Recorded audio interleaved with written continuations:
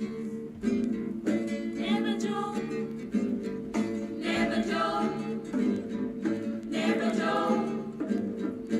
Oh, money, never money, never money, money, never money, money. Now know what you can have in money. Money, never money, never money, money, never money, money. You can keep your conniving money. When you've been up for a bum, you know, will tell me money. Now because your money done, you come with conniving money. When you had your pocket full, you know, will tell me money. Now because your money done, you hustle for tell me money. Yes, money, never money, never money, money, never money, money. Now know what you conniving money. Neighbor, neighbor, joker. Neighbor, neighbor, joker. Neighbor, neighbor, joker. That's all the money that me work for. Never joke. Never joke. Never joke. Oh, money, never money, never money, money, never money, money. Now I know what you conniving money. Money, never money, never money, money, never money, money. You can keep your conniving money. When you've been up for a bum, you know, will tell me money.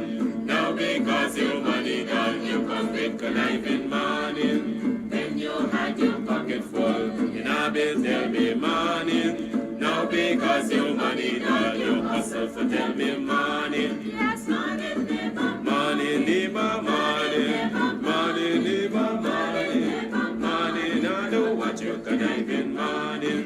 Neighbor, neighbor, joker. Neighbor, neighbor, joker. Neighbor, neighbor, joker. That's all the money that me work for. A 2 pound note and a get a piece. A 2 pound note and a get a piece. A 2 pound note and a get a piece. This is all the money that me work for. I said money, never money, never money, money, never money, money. Now I know what you can have in money. Oh, Joseph. Kissed by the warm breezes of the Caribbean, this orange beauty has 3 bedrooms, 2 bathrooms, large modern kitchen, and a living room with an open concept.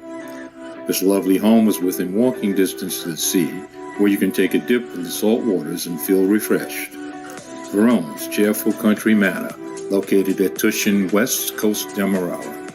Bookings are available on Airbnb. Contact Veronica at 516-524-1559 for more details.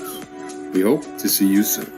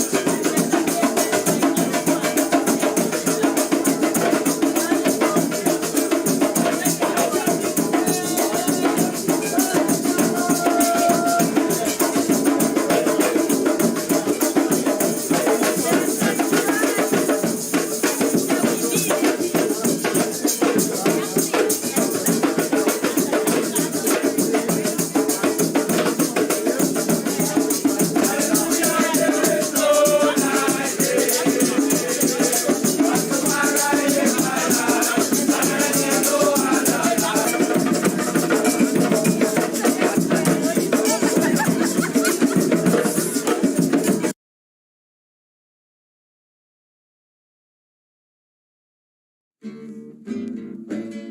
joke, never joke, never joke. Oh, money, never, money, never, money, money, never, money, money, I know what you conniving, money, money, never, money, never, money, money, never, money, money, you can keep your conniving, money. When you've been knocked for a bum, in a bill tell me money. Now because your money done, you come with conniving money. When you had your pocket full, in a bill tell me money. Now because your money done, you hustle for tell me money. Yes, money, neighbor, money, neighbor, money, money, neighbor, money, money, now know what you conniving money.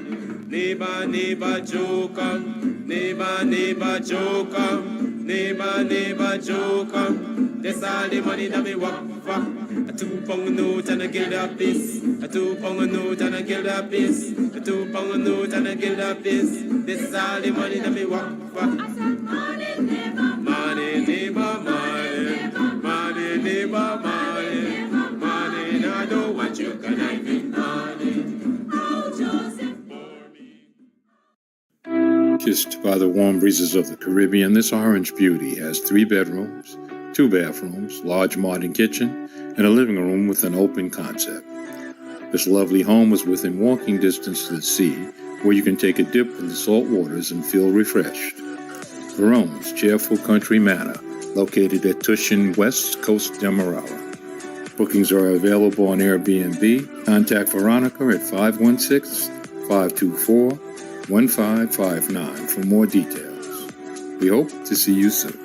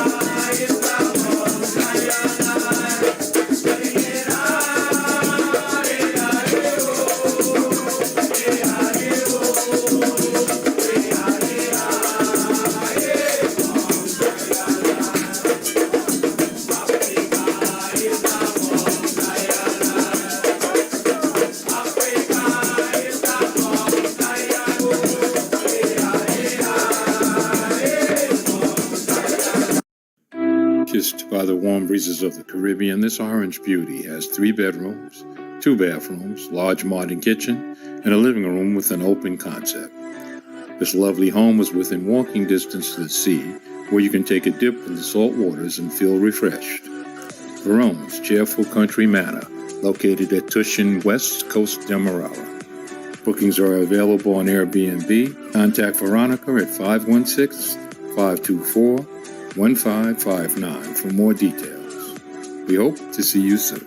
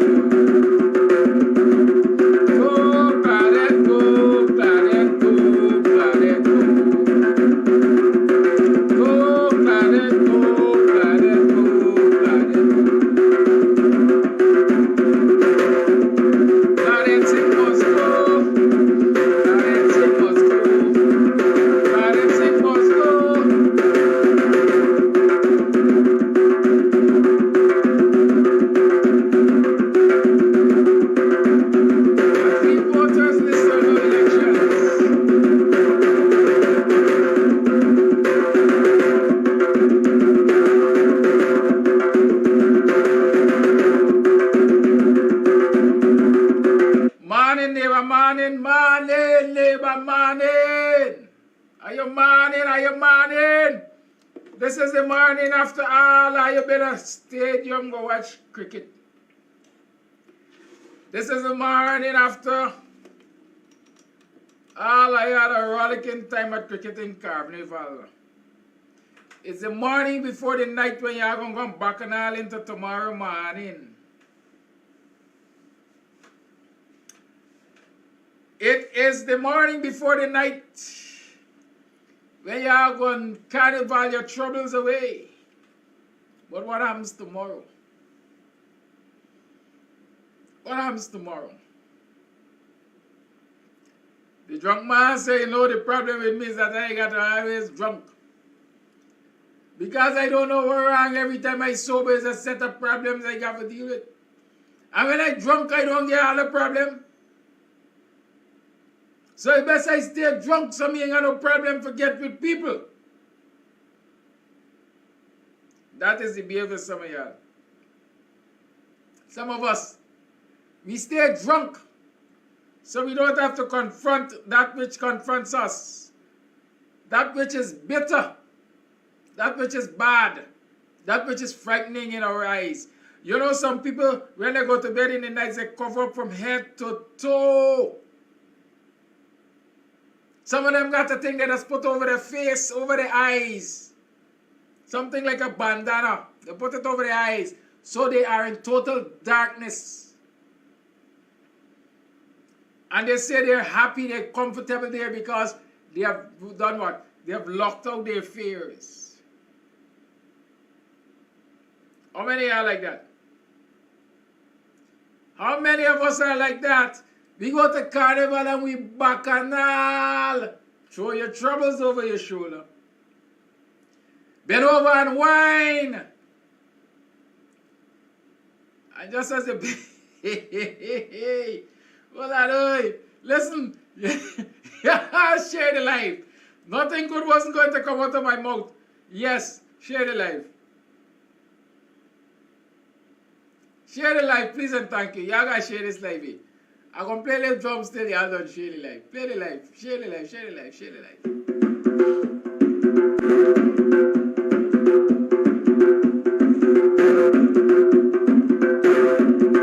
Share the life, share away, man. Smash that emoji button.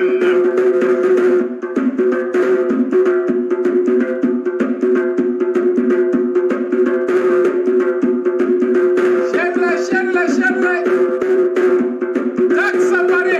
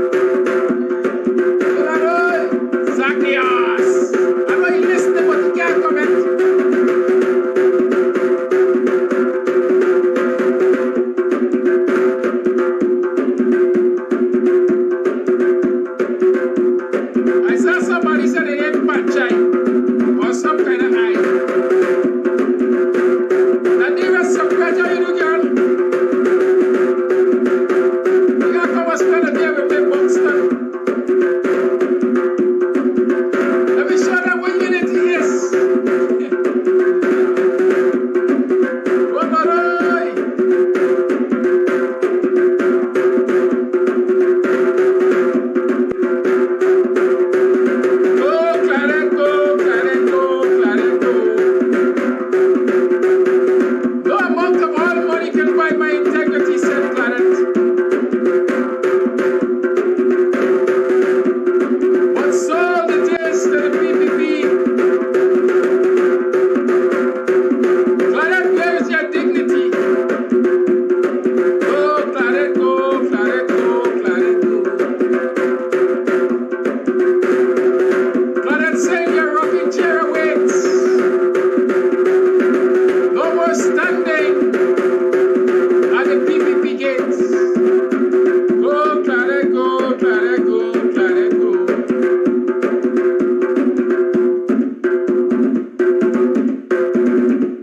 Ryan Barker said, go eat something, you won't look dry.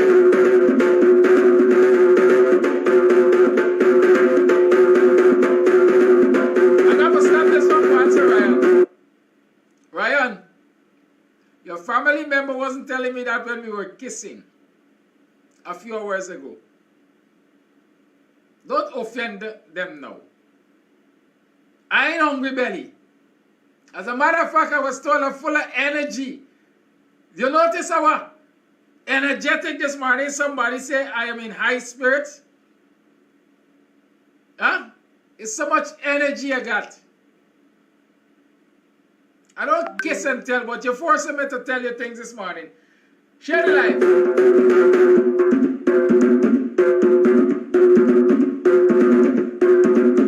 One, Claret, one, Claret, one, Claret, one.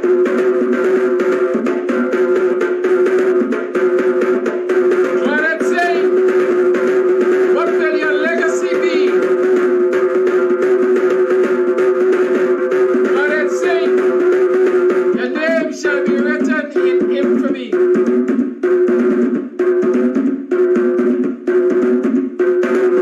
Go, Claret, go, Claret, go, Claret, go. The election of duty, we find you guilty.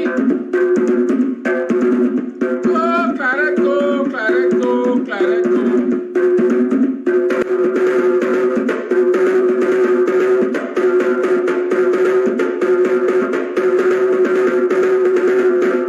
Lado, yeah, watch out them trench, you gonna crawl out. Watch out them trench, you gonna crawl out this morning because I'm talking about corruption in Apartheid Guyana. Corruptions and cover-ups, CC. Corruptions and cover-ups in Apartheid Guyana. Only some people could be corrupt and not face their day in court. You got to straight, or you got to be a house slave. Y'all remember the Guyana corruption scandal? Not a single one of them straight here nor house slaves were made to face the courts. Right? PPP always covering up a corruption. We got a big one, man. We got one at Enmore, NDC. We got one on the East Bank. I think that's Eccles, Ramsburg, something like that. Corruption, corruption, corruption. Yes. We got allegations of sexual predatory behavior by the same man that was saved from jail. He didn't get to face a day in court. They never charged him or anything. The PPP got a wicked spirit in them. They like to cover up wickedness. The same one that they caught in the corruption during the distribution of the COVID-19 grant is now tied up in a sexual predatory behavior matter. I understand the Ministry of Education is involved. Social Services is involved. But this is a PPP boy. He does a lot of good work for the PPP on the East Coast. You think whatever her name is, that woman, what's her name? Vinya Prasad, is going to allow social services to do anything to him? I understand a file was sent to the DPP, the hack, in relation to this matter. But you believe that a hack will allow the PPP good boy on the East Coast to go down? for sexual predatory behavior. I don't know if it is buggery, but there's a charge in the books by that name, buggery, so y'all don't think I'm lewd. But why I said I don't know if it is buggery, I don't know if the victim does the act to the accused, if it is buggery or it is seduction, or I don't know what it is. But what I can tell you is that there is such a nasty, stinking, dirty story on the East Coast in the education system. You know, when we play kwekwe in the villages, we sing, tell them pick the mama for shut our chamber window. The glorious farmer is coming down to marry their beautiful daughter. In this instance, we got to tell them pick the mama, shut a chamber window. There's a predator in the secondary school system, and he's been protected by his cronies. Yes, but we were talking about the morning before the night. Who is this? Who is Garfield? Amos said Diraj. Who is Diraj? The only Diraj I know gives lessons on the East Coast at Enmore. I understand he has been transferred from the school that he is currently, or should have been currently teaching, and is now going to be sent to the Golden Grove Secondary.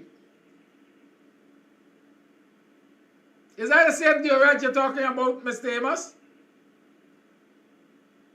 Somebody says he's a PPP good boy on the East Coast. Is that Diraj? Be careful. Careful with your children. Be very careful with your boy child. Anyhow, we are talking about the morning after the Bacchanal at the stadium and the night before and the morning before the Bacchanal where at the National Park or someplace. A lot of us, and this is what governments do, this is what dictatorships do.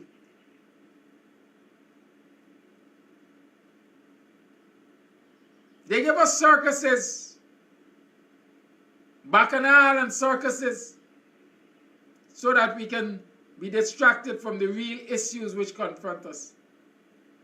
What are the issues confronting you today? Public servants have still not gotten an increase in pay. We still have an apartheid state. Because like I said, if you wanted to know how divided this nation is, I wanted to see how you want to see the wealth disparity, income disparity in this society. Go right at the cricket carnival, right at the Bacchanal, the T20 cricket, and you will see the people who can afford to buy the tickets to the expensive stands as against those who can only afford grass mounds.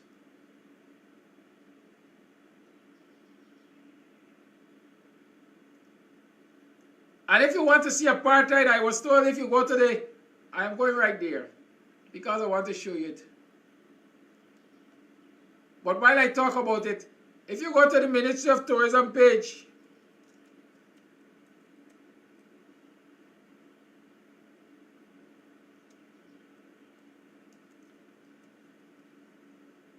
right? If you go to the Ministry of Tourism page, they will show you scenes from the cricket carnival, or whatever they call it. And when you look at those scenes, you will see how many Afro-Guyanese are in those scenes. Right?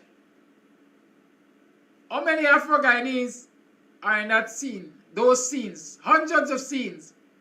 But you can hardly see Afro-Guyanese in them because Afro-Guyanese can hardly afford to go to cricket. Right? They don't like us to talk about these things, but the fact is, we're living in an apartheid state, and who don't like it, lump it. Y'all must go and check out the photos, man, and see these scenes. The evidence is always there, you know. I always look for the evidence. So when I say y'all living in an apartheid state, and you are being distracted by Fete and Bacchanal, and you're biting and you're taking, as they say, you're swallowing the, what? You're swallowing the bait, hook, line, and sinker.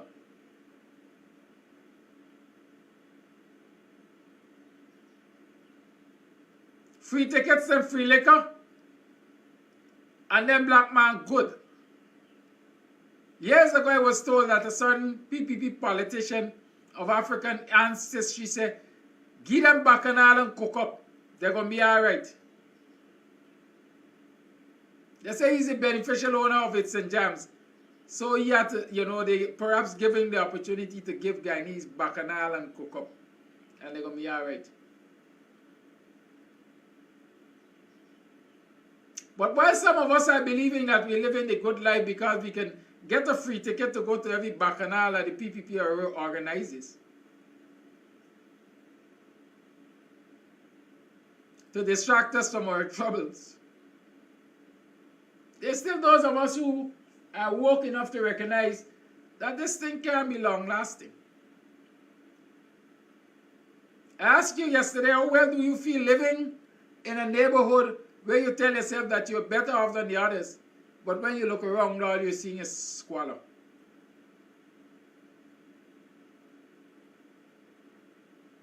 And with that in mind, I promised that I was going to discuss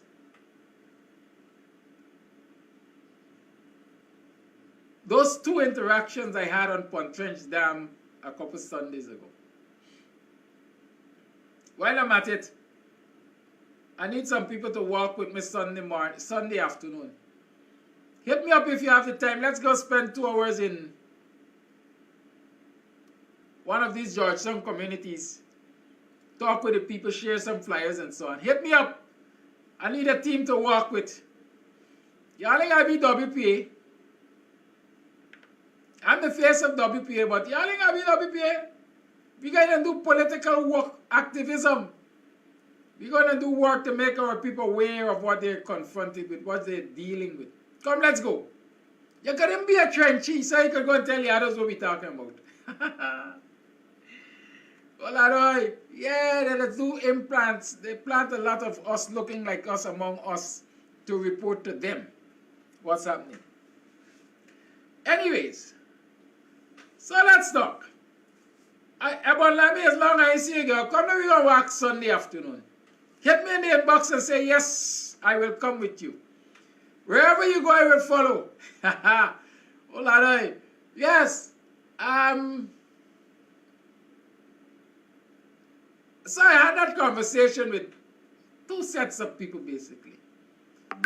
One set saying, listen, development is coming to West La Penitence, Alboiston. We welcome the development. We know we have to move, we will move. Because we got the resources to move, or the government has agreed to give us resources to move.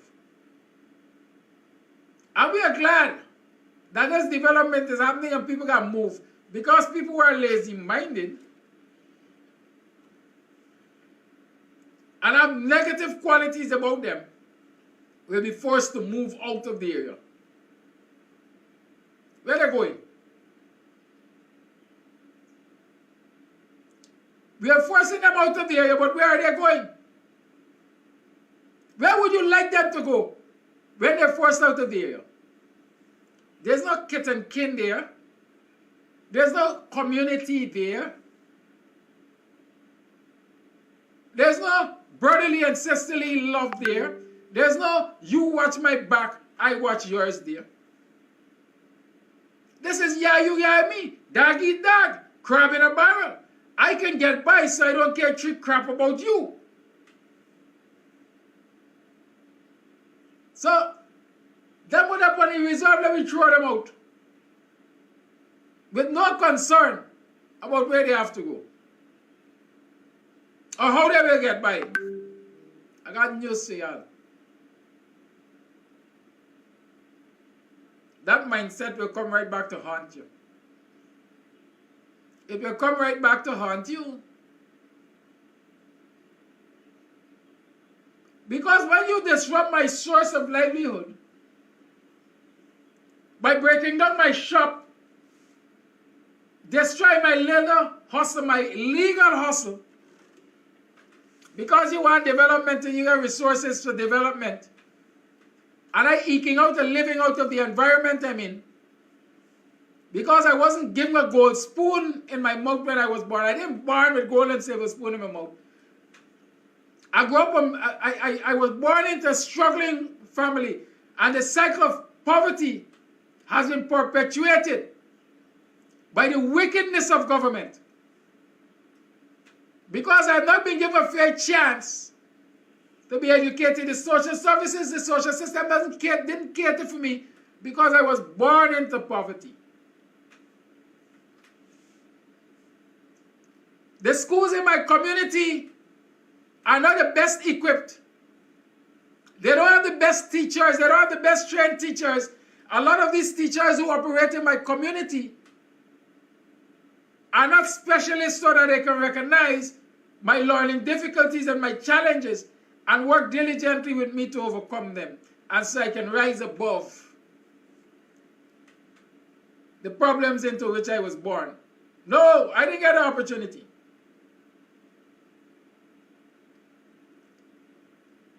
But a burden of coming out of poverty is left only and solely on me. And those of you around me see me as the problem. Y'all don't see a system that is oppressive, a system that does not cater for the ordinary man, a system that makes no provision for lifting people out of poverty and giving them a chance to grow. Despite the fact that there are no resources that can make that happen. No. All y'all see me being lazy-minded and with negative traits. And so I must be thrown out of the community. I must be banished because a 3-lane road is coming through. Where am I going to be banished to?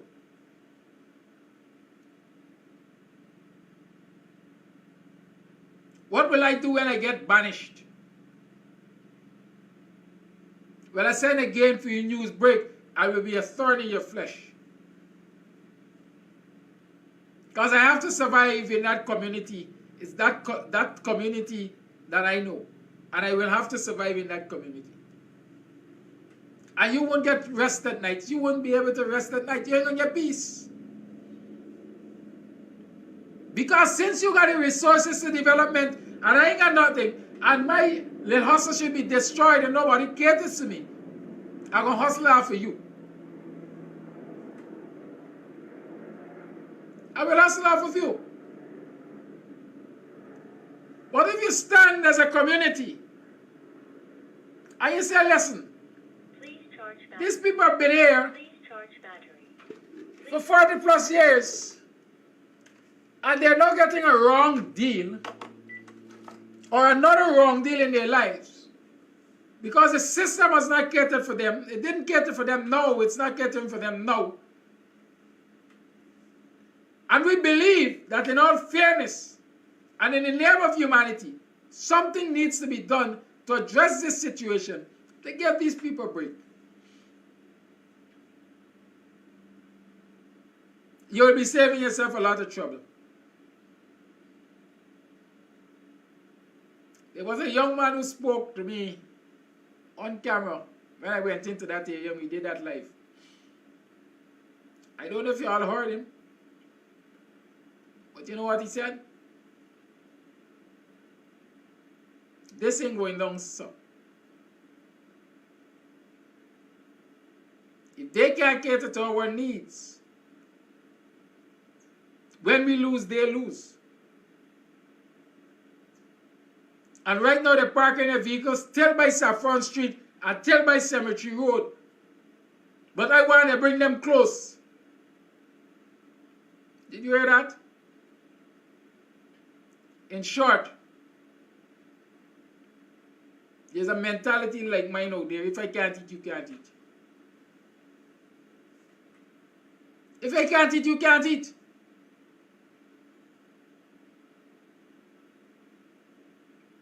And so if If you're taking bread out my mouth, I ain't prepared to give me biscuit, we have problems. Because I'm going to make you uncomfortable. So all those of you talking about development coming to West La Penitence and Albaiston, and those people who are not so well to do and didn't get a gold spoon or silver spoon in their mouths and are caught in the cycle of poverty, if you think that they should be banished, think again. Because wherever you banish them to, there will be a problem for somebody.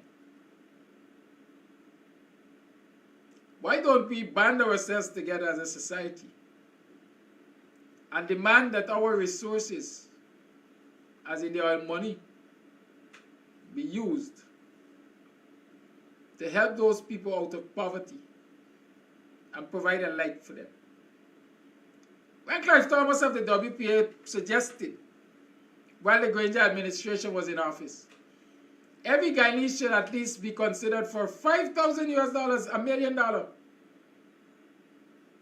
grant, cash grant, conditional grant it was.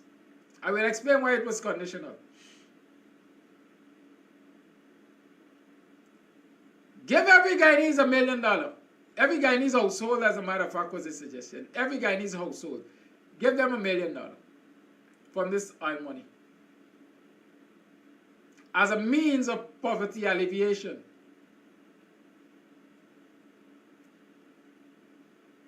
The great know-it-all Granger scoffed on the idea.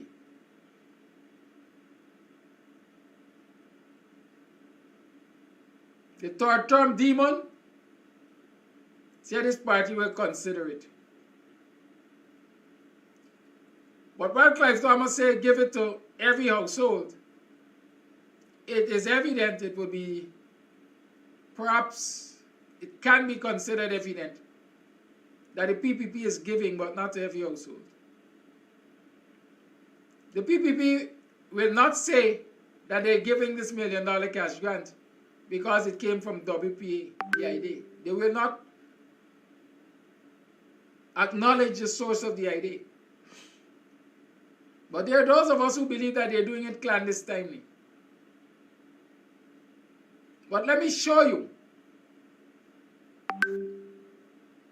how it is a good idea and why it was a good idea and how it will pull people and could pull people out of poverty in those communities we're talking about. First thing, it's conditional. The household that receives that $5,000 US, $1 million, there's some things that were suggested that they have to honor.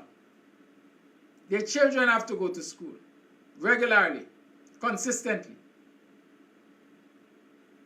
Their children have to get regular health checks. Those are at least two things I remembered. And so immediately you put conditions in place to bring people out of poverty and keep them healthy. Why? Education is a means of getting out. School doesn't have to be academia only. It could be a source of skill training. So that $1 million grant that Clive Thomas was suggesting be given to households had conditions with it, and conditions which were aimed at ensuring that steps were taken to bring people out of the state of decadence and poverty that they were in. So those who weren't born with a silver spoon in their mouth were going to get the semblance of a silver spoon to start with.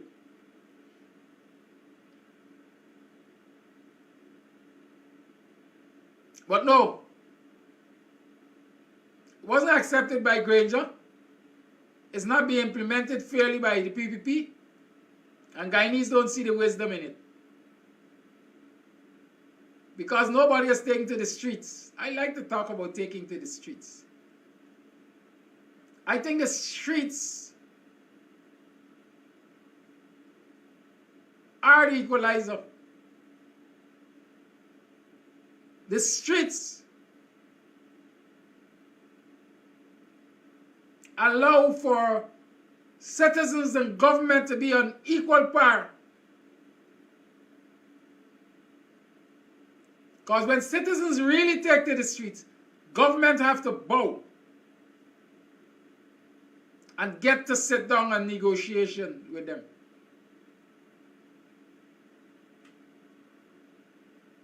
But no, Guyanese don't see the wisdom in confronting this government for equal and fair distribution of dual income.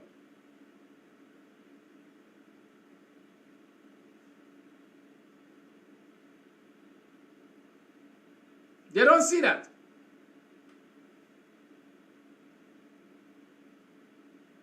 And in the communities where the sufferation is, instead of residents of those communities band themselves together and defend their community members, they join with the oppressors and say, kick them out.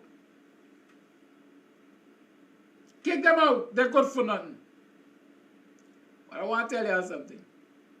When those who are good for nothing get kicked out, the developers, as you see them, of those communities, they will find place. They will create opportunities for their rich friends and families to come and establish themselves in those communities. And you will be seen in their eyes as the lesser. And they will be conspiring to kick you out too. Keep that in mind. So as much as you feel comforted because you have, note that you too are at risk of being displaced by their rich friends and cronies. Have we considered that? Do we even consider that? I say every day, if you look at the action of the PPP, you will come to realize that they see themselves as closest to white. And so, they tell themselves they're superior to black. And they're doing everything to push blacks to the periphery of the society. Push y'all out. Push y'all out of high-paying jobs. Push y'all out of public places. Push y'all out of being faces of the government. Push y'all out. And so you would be barely able to survive on the periphery. A friend of mine said the other day, in the time of John Crow, we were shoe shines. That has changed, but it really hasn't changed. Because back then, your shoe, the shyness of your shoe perhaps, was a representation of your status. Now your cars are representations of your status. And many of us are now car shines. Check and see the hustles that black people get to do around this city and so on, man. You could wash a car by the corner and nobody ain't got time with you. You could be parking a car by the corner. Hey, parking! What was it? Drop! Left something. Nobody ain't got time with you on that. But the minute you try to do a sustainable thing, they're all over you. And y'all ain't recognizing that. Y'all ain't recognizing that. When you're getting 2,400 square foot, assuming my calculation is right, to build a home, like you can't plant anything in the backyard for feed yourself. People are getting 2,400 acres to build high rises and resorts. And you're comfortable with that. You don't see a problem with it.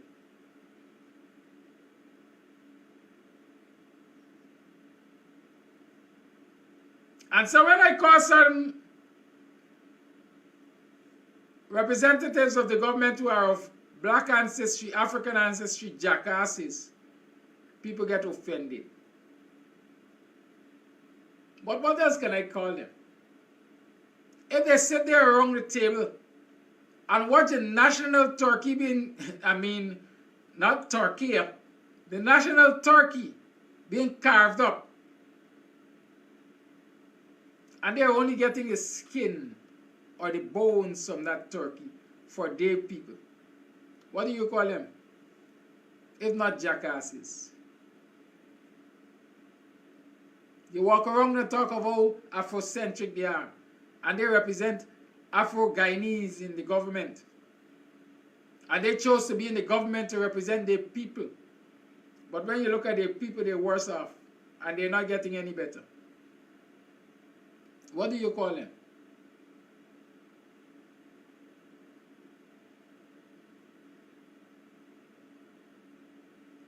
Alan Shivnat, why are you here?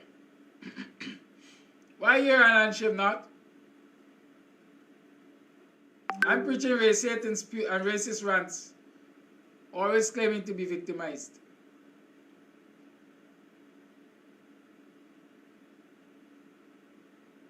Why are you here, Shivnat? You got other things to do. You got money to collect. You might be a fisher folk or a Gaisuko worker. You got money to collect or money to invest. You might be in a corrupt ring. What are you doing here?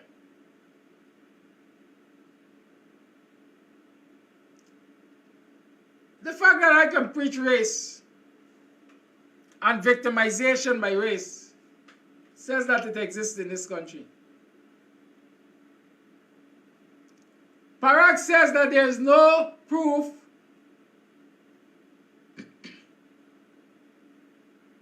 of discrimination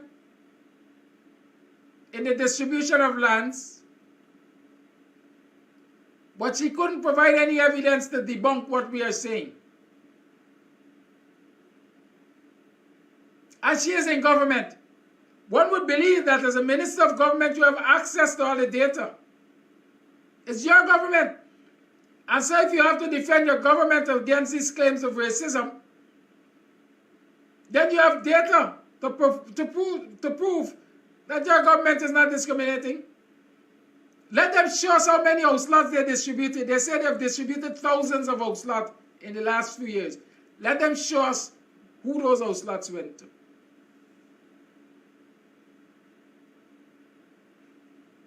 Let them show us who the COVID grants went to.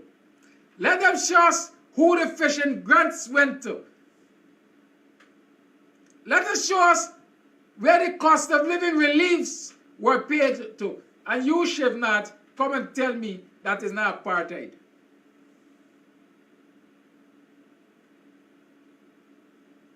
Let us show us all the cases that have been withdrawn by the DPP and null-prost.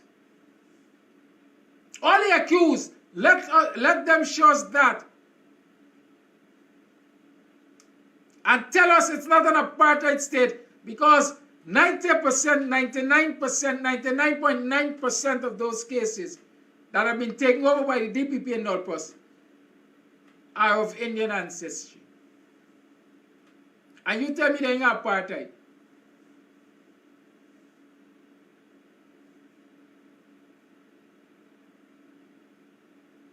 She's not keeping things in perspective.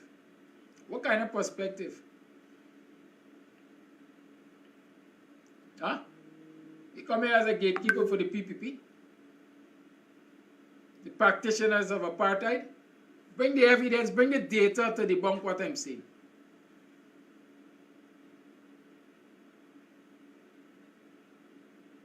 Bring the data to debunk what I'm saying.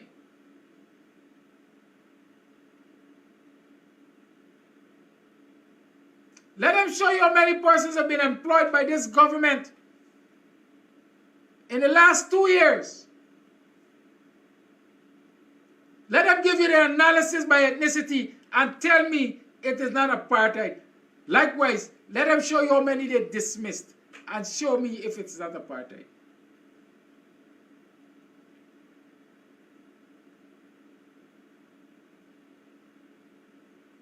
If it's not victimization, if it's not discrimination, if it's not racism, rank racism.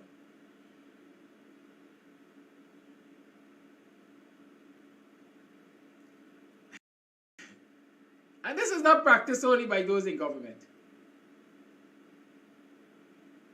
It's practiced by their low-tier lieutenants.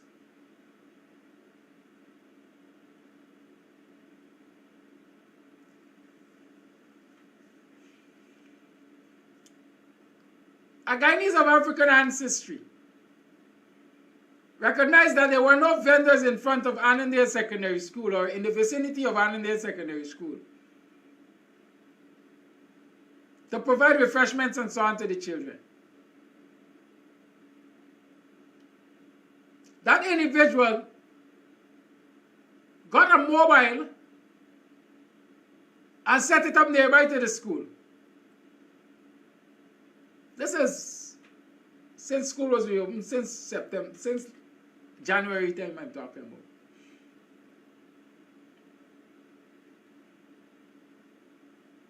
Like I said, I remember these things because the evidence is always there.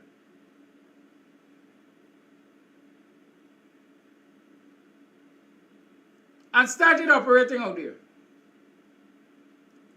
The HM, the head teacher for Annandale Secondary, told the children they must not go to that canteen out there to buy anything. They must not buy anything from that canteen out there. And anytime he sees them buying things from that canteen out there, they're going to get hell to pay.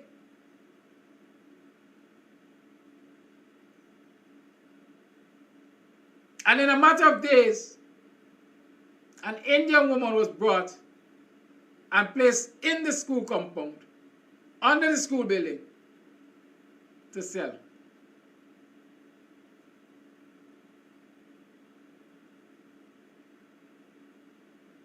Isn't that racism?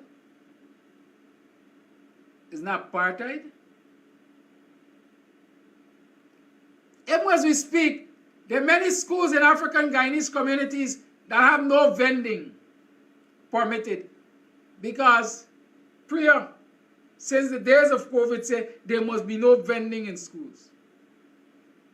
But go into the Indian communities and see if them mamu and chachi not sell.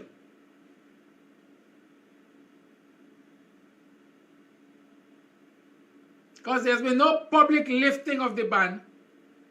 But in the bottom houses, they say, yeah, I could let them sell. Let them sell. I want to go bother them. Just like they did at the more martyrs observances. Tell all our supporters come set up stand. And I want to give them grant. Not only did they give them grant, they buy out all that they had and share it out. If not, keep things in perspective for me listening.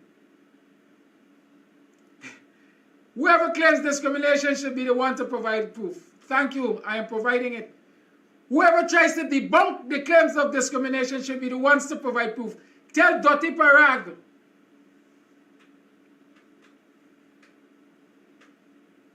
And all the others to provide the proof to debunk what we are saying. This is an apartheid state. I'm going to touch on an issue. I was hoping to give them some time, but I'm going to touch on it right now. Y'all know me. I'm the East Coast man. I always checking out what's happening on the East Coast. I was checking out what's happening. They're right next to me now. Right in Buxton. Let me address it, Bishop. Another Guyanese of African ancestry, you see he's there. He's Afrocentric and he's looking into the interests of black people. 25 bridges to 25 contractors in Buxton for a total of $56 million comes down to approximately $2.4 million per bridge, which is not actually that price for every bridge because some bridges are smaller than some.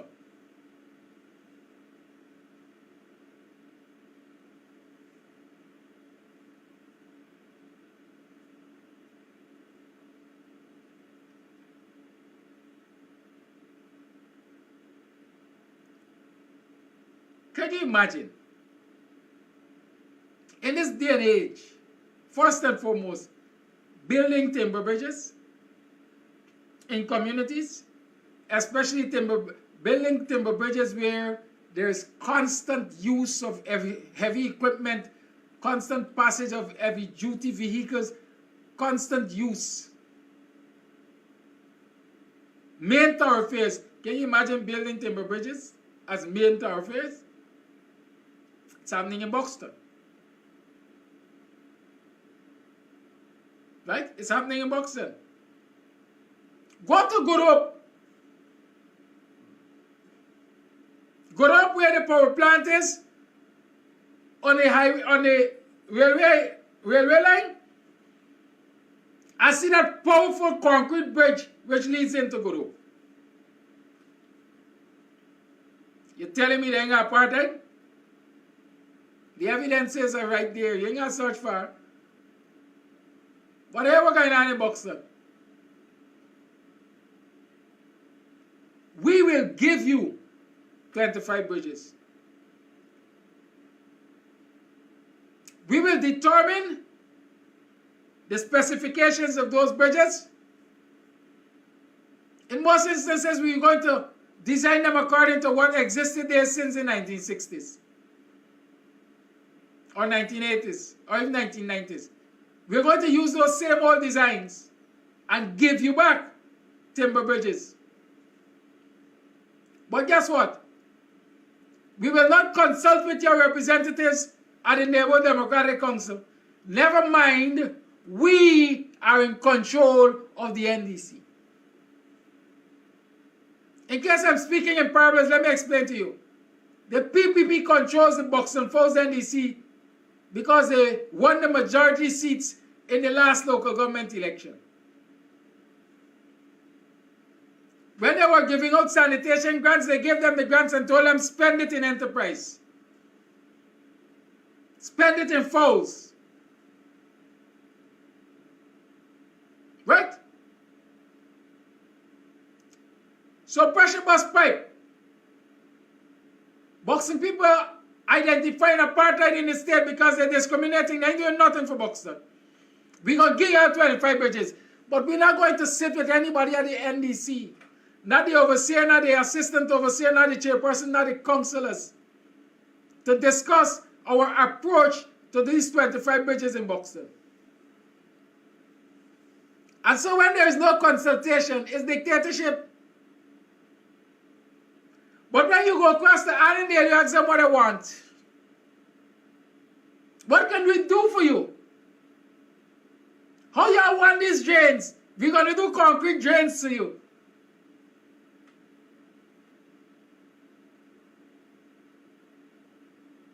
Right? It's dictatorship. It's apartheid. I don't care how you see it. No consultation in Buxton. This is the result. There's a bridge being constructed into the burial ground. Or a bridge that gives access to the burial ground is being constructed. You know what's the size of the bridge?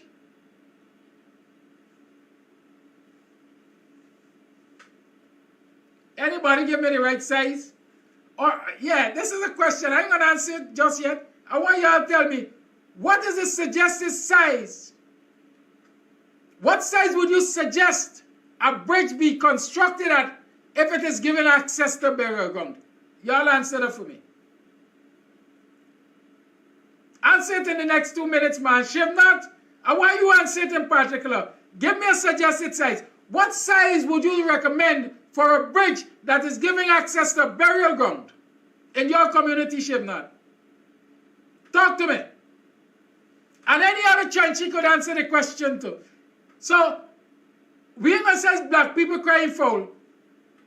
I want to be able to say these recommendations came from the trenches who are defenders of this corrupt apartheid cabal. Y'all give me the information.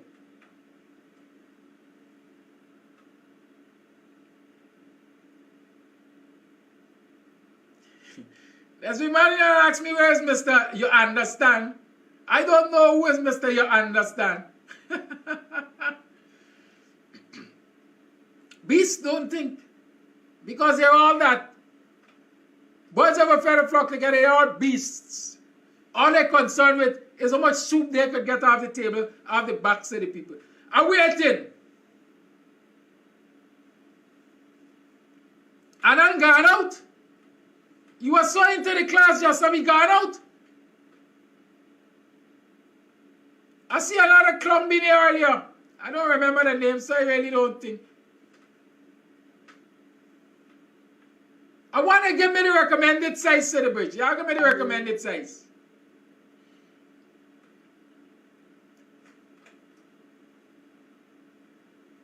Since I ain't going to answer, I going to answer for them.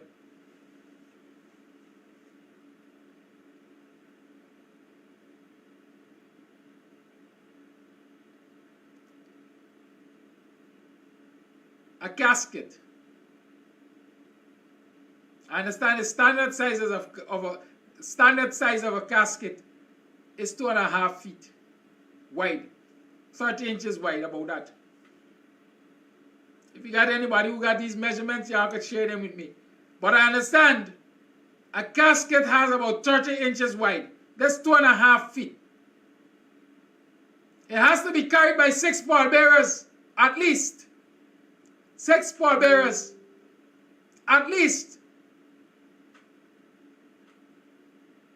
What size of bridge do you need? We're doing maths.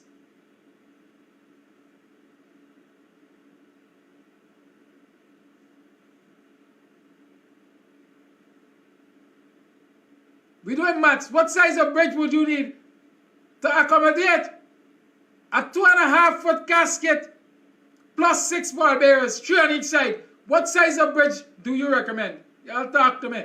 No, it can't be 6 by 4. It has the width, the length, sorry. It covers the trench. It has to go across the trench. It has to go across the trench. So it has the width across the trench, the length across the trench. But what width would you recommend? Where are they going out? I can tell you what width they intend to build the bridge. 5 feet. 5 feet. So you got a casket at 2.5 feet. And a bridge at 5 feet. Put a casket in the middle there. Noel Point says you need a 7 foot width. Neil Williams said at least 10 foot. There's a Champagne said at least 5 foot. There's where you ran. And I'm demonstrating why you ran. Because if you put a 2.5 foot casket in the middle of a bridge, you got 2.5 foot left. And if you divide it equally on the sides, you got 1.25 foot on each side. Who could walk on 1.25 foot bearing a casket? I don't want to make it a little more ridiculous. Where you open the handles on the casket, there will be at least 4 inches. So it takes away from that 1.25 foot by 4 inches.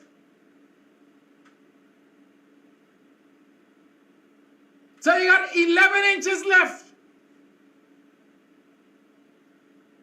Right? You got 11 inches for pallbearers to walk to carry a casket into the cemetery.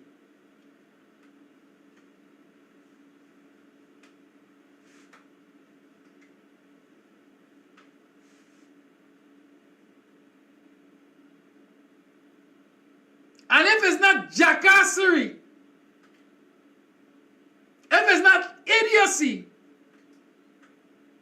that is racism and apartheid. Y'all decide who is it for me. The Minister of Public Infrastructure, Works, whatever you call him, who say he walked Buxton with the best bridge engineer and decide on these bridges to be done, got to be a jackass. To watch a bridge going into a cemetery and build it at 5 feet. Unless, like I'm saying, he ain't got no say. And so he's just a window dresser. And since they're not likely to do that in Enmore or Traspay or Enterprise, it's apartheid. It's apartheid. I don't care what you say. Where's Shepnat? Shepnat, where are you? We talking the thing. You come here to keep things in perspective. I'm putting them in perspective for you. I'm putting them in perspective for you.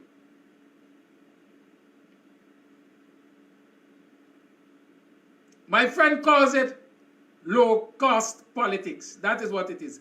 Low-cost politics. It is apartheid. Oh, them black man of Buxton say we not do none for them. I will fix 25 bridges to them at the lowest possible cost. At the lowest possible cost. Contractors are already singing. The price we getting for this bridge, you can't even fool your teeth hole. We got a cutting corners. Imagine they have designed a bridge without no bearers. Just the stringers, they ain't got no bearer. Only those in construction might understand what I'm talking about, stringers and bearers, right? If you got a long member, you call it the bearers, the stringers. Stringers. Them long beam that you're going to throw across the trench. We're bearing them, we're supporting them from underneath. Bridges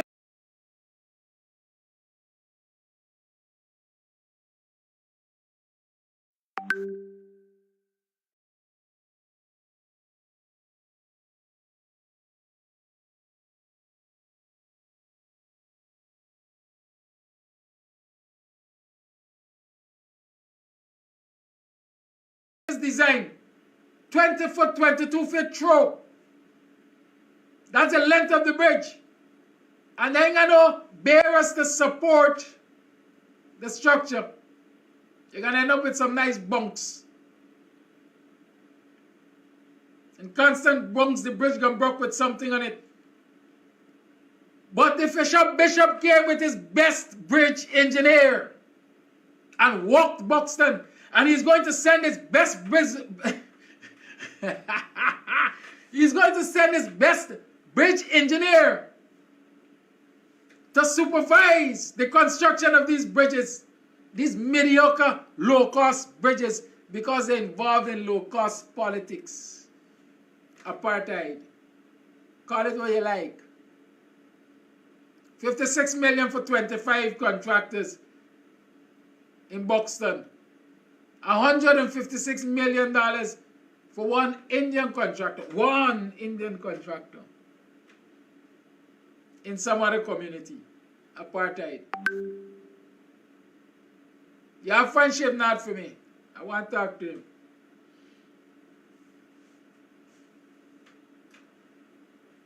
Talk to me.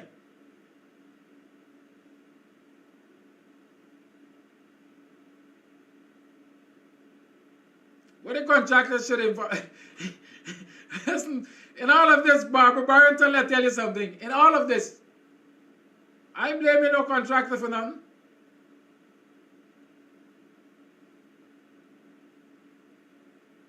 Contractors are contracted to build according to design and engineering drawing. If I want to work and you call me for do it, I'm going to do it how you got it. I ain't going to try to convince you that you got it wrong because I mightn't get this work. All I want is a work. Who am I? I'm not your engineer. When I do the work or I start doing the work, and you recognize that this working on turn out right, you could stop me And we're going to talk about variation so I can get more money. That is how contractors operate. You pay the contractor. Did you pay the contractor for engineering services? A contractor got to point out to you. Y'all best get grip of this thing. Y'all best understand this thing. Anyways, what's the time? It's 20 past 8. The line's going to be opened up. I started telling you about corruption. Now, over and more in DC there. I started talking this story last week, you know. They got big fraud, you know. The overseer there, of course, he looked like one of them. I mean, I want no black man overseer in our village.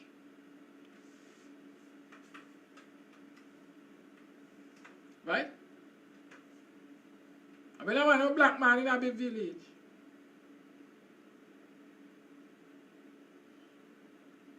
So they got an Indian overseer as usual.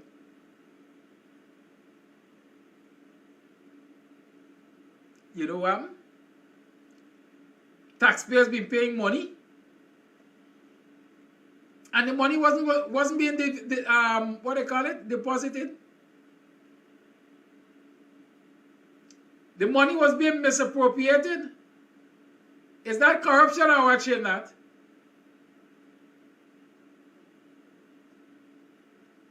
Is that corruption or not? As a matter of fact, we are under the sun. When you find the community's property, community's records, local government records kept at the house of an overseer. This overseer wasn't only misappropriating the people's taxes.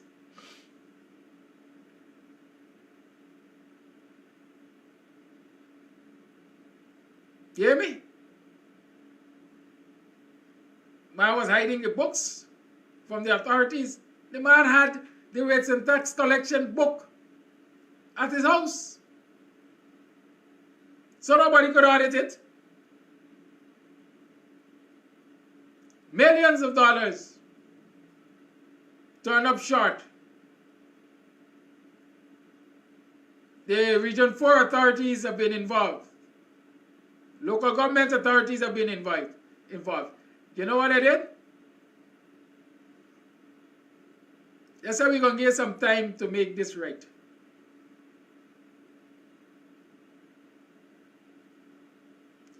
We're going to give some time to make this right. Here are some of the findings. Monthly financial statements cannot be produced for the year 2022. Bank statement cannot be produced since February 2022. Cash book has not been updated and is at the overseer's home. No deposit slips are attached to collection cash book statements to verify that deposits were made. The yearly financial statement for 2021 is not prepared. Are you going to prepare it when you're going to expose fraud?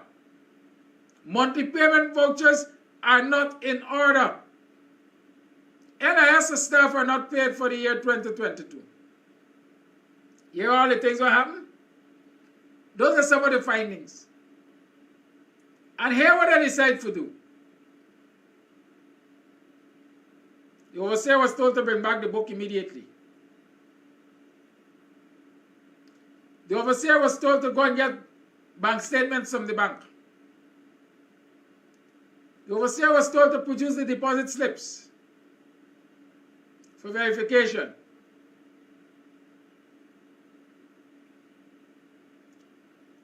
There was supposed to be a visit a few days ago. I think that visit took place. But I still tell you what I do, or what I decide to do. What I decide to do? Give the overseer, I think, 2 weeks to make it right. And if it is not made right in 2 weeks, then they will decide on the way forward. Should not. I hope you thereby. What do you call that? And what should you be doing? Hi, Shireen Baines. What do you call that? And what should you be doing?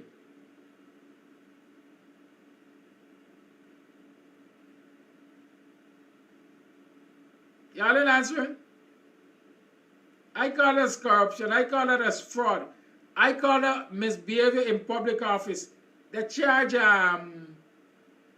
Winston Jordan for that. Why this overseer is not charged? Why is this overseer not charged?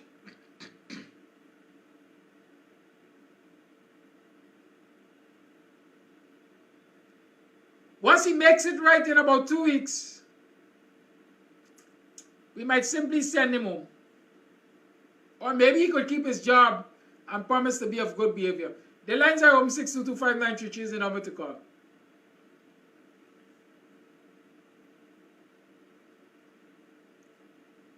Apartheid Guyana.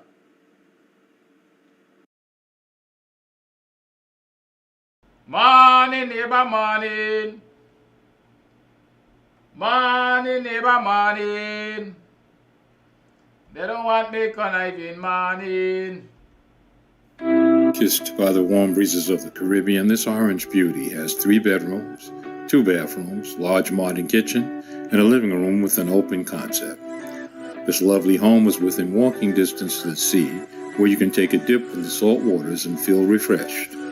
Verone's cheerful country manor, located at Tushin, West Coast Demerara. Bookings are available on Airbnb. Contact Veronica at 516-524-1559 for more details. We hope to see you soon.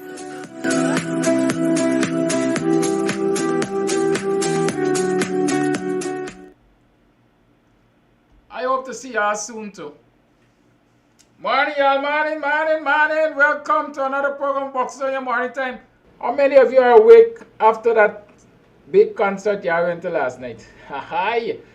How many of you are awake? How many of you have shared the live? Please do. Thank you. Numbers are small, so share the live. I share the live, no man. Why y'all always got behave so? It's like y'all hate this thing. Y'all don't like hear the truth?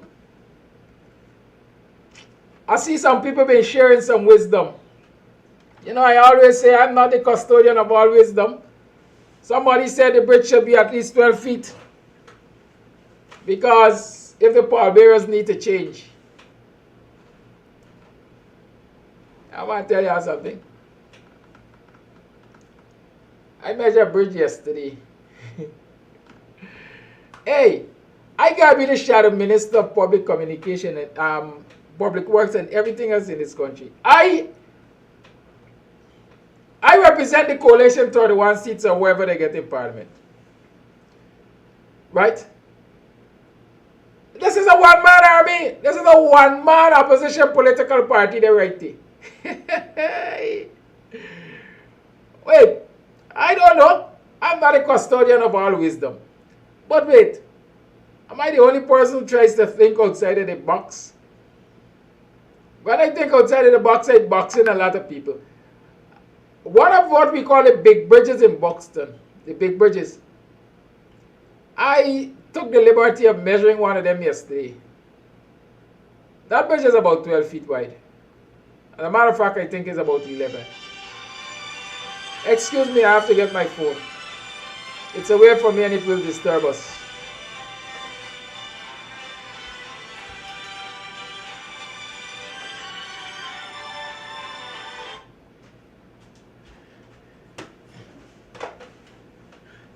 Now, if you follow the program, you're going to understand the format of the program. Not because it says the lines are open, now the lines are open. That was yesterday's story. The lines were open yesterday. They're now closed until I finish ranting. Good? I came on late, so I would rant for about half hour today. I will get to talk for about 8 o'clock. Yes. So we're saying the big bridge.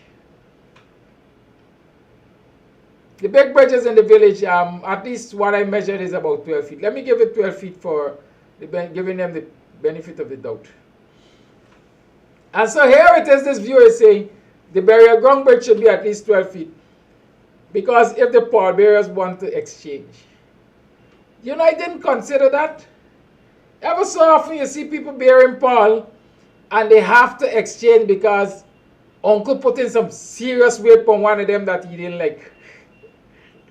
That is how it goes. You ever see people fetching a casket and they're lashing it? Come the man, daddy, come the man, daddy. Daddy, light up the set, man, what you going out with?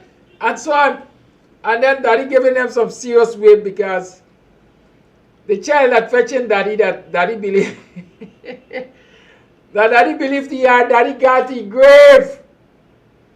Thinking does not me pick me. And so they pick and daddy decided to get him some weight. And so they got to move out the way and so for somebody else to take over. You got to switch. Yes, these things happen. They do exchange pall when they're thing. And I didn't consider that. Right? I just consider, listen, if this casket is 2.5 feet, you got 2.5 feet left. And I actually mapped it out on the ground yesterday to show one of the builders what I'm thinking about. Because here, listen, as a teacher, I always like to go to the examples, practical. So when you map it out on the ground, you really see. Y'all try doing it. Measure 5 foot. Take 2.5 feet in the middle. Right? And you're going to realize what's left at the end. You get 2.5 foot, which is 1 1/4 on both sides. But then there are those handles on the casket. When you open them up, each of them will take up another 4 inches or so. So 8 inches gone on both sides. Right? So what was 1 1/4 is now reduced to what? 1 1/4 is 15 inches. Minus 4, you now got about 11 inches. Less than a foot on each side of this casket for people to walk on. I know what will make it worse. They are going to put at the edge of that bridge what you call a bottom rail. That rail is going to be at least 4 inches wide. So take 4 inches from the 11 inches edge and you will get 7 inches. Right? Think about that. But so this person really put some thought into it. Yeah, people usually have to exchange pall and so on. Sickening. And I you know, sometimes I give people fair chance. Since day before yesterday, I contacted the ministry. I contacted someone in the ministry who said to me that the engineer, I don't know if that is the chief engineer, was out of the district. He had gone to let him or somewhere. And they were going to send my information to him so that he can make contact. I also think the person said they were going to send the information to the ministers, Fisher Bishop. It's not what? Let me say 48 hours to safety. And I've not received a call. I've not received a single call from this chief engineer or whoever he is to say, well, Mr. Amsterdam, I got your contact from this person in the office who answered your call when you called, and they said you have a concern with the size of the bridge. What's really on your mind? So we can explain to them. Not a call, not a single call. And according to what I understand, the contractors, decking and bearers and stringers and so on are expected to be delivered today. Right? It means that it is likely that what will come will cater for a 5-foot bridge. And so again, we're going to be left with that comical situation there. Comical it is. Comical. You talk to the labor, quote unquote, lamest person in the community about that bridge there. They will tell you it is foolishness to the highest class. And one will ask, how could it happen? When you have a neighborhood democratic council that is supposed to be representing the interests of the people, how can it happen? That you have councillors that are responsible for certain sections of the communities. How could it happen? It could happen because the bullies in central government come into the neighborhoods, do as they like, without contacting, without consulting with the NDCs. And so this can be a democracy because the democratic structure allows for central government to consult with regional government, to consult with neighborhood government. That is why they call it local government, local democracy. They bring government, local neighborhood councils bring government closest to the people so that you can have that interaction to determine what is good or bad for the people. But no, we large and in charge and we can do as we like. And so we can talk, so we build 20 to 25 bridges in Buxton, 25 contractors get money. But do these bridges really serve the need or the needs of the people? Once they build that bridge at the burial ground there, they ain't coming back in a year or two and build a bridge at the burial ground. Maybe 10, 12, 15, 20, 30 years before anybody attempts to build another bridge here. And so for 10, 12, 15, 30 years, mourners will be faced with that same challenge. How we kind is dead across here by? And now that I talk about it, I remember when the Kabbalah just got me into power. Robeson Ben walked down the sideline dam in its terrible state. He couldn't drive in. It was too bumpy for him. He walked. And so he had a first-hand experience of the bad state of the road. And he walked over that same bridge. So he knew how big it was. And he saw the state of the burial ground covered in bushes. And he made commitments. He said to residents along the way that he's going to make representation to the road for the road to be fixed. 2 years later, the road is even in a worse state. And you're telling me that these black ministers got authority in the PPP government? Y'all telling me that the words got weight? 2 years later, and the burial ground has not been cleaned. At least not through the efforts of Robeson Ben. And y'all telling me the words got weight? And we must respect them?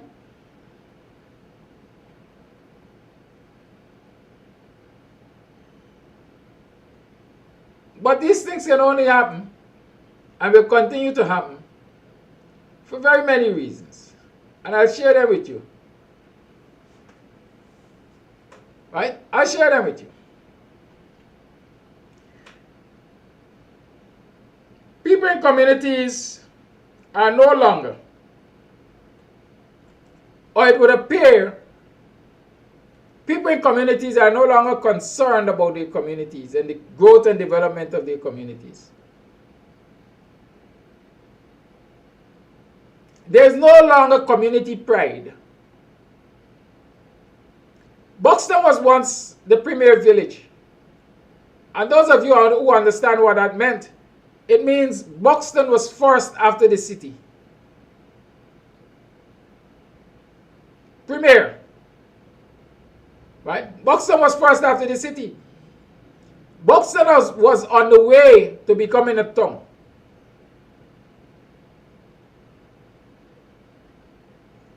Buxton was on the way to becoming a town. It has police station in close proximity. Health center, which was supposed to be a cottage hospital. They have the facility there. Post office. They have a bank in close proximity. Just built a few mornings ago, quite frankly. There's some things which were derailed and prevented Buxton from becoming a town. Fair enough. But Buxtonians had the pride of knowing that they lived in a community that is described as a premier village. Most advanced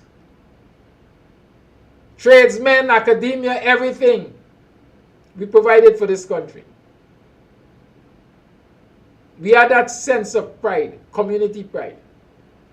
And so you couldn't come to Buxton and do stupidness. Contractors coming to Buxton to do work, citizens will come out and see what they're doing and question. And even demand that they get to work on some of these projects. But now, whosoever will may come, do what you want with me. And so as we rock back with a sense of loss, very few of us fighting to defend the name of the community and ensure fair treatment. People are just coming to us and like, oh, you could walk into a community and just decide, okay, I see 25 bridges, I'm going to repair them, or I'm going to replace them, I'm going to do them over. But you don't consult with the residents, and that is allowed to pass.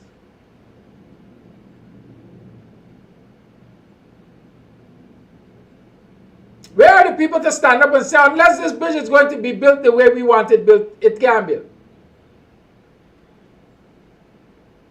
Huh?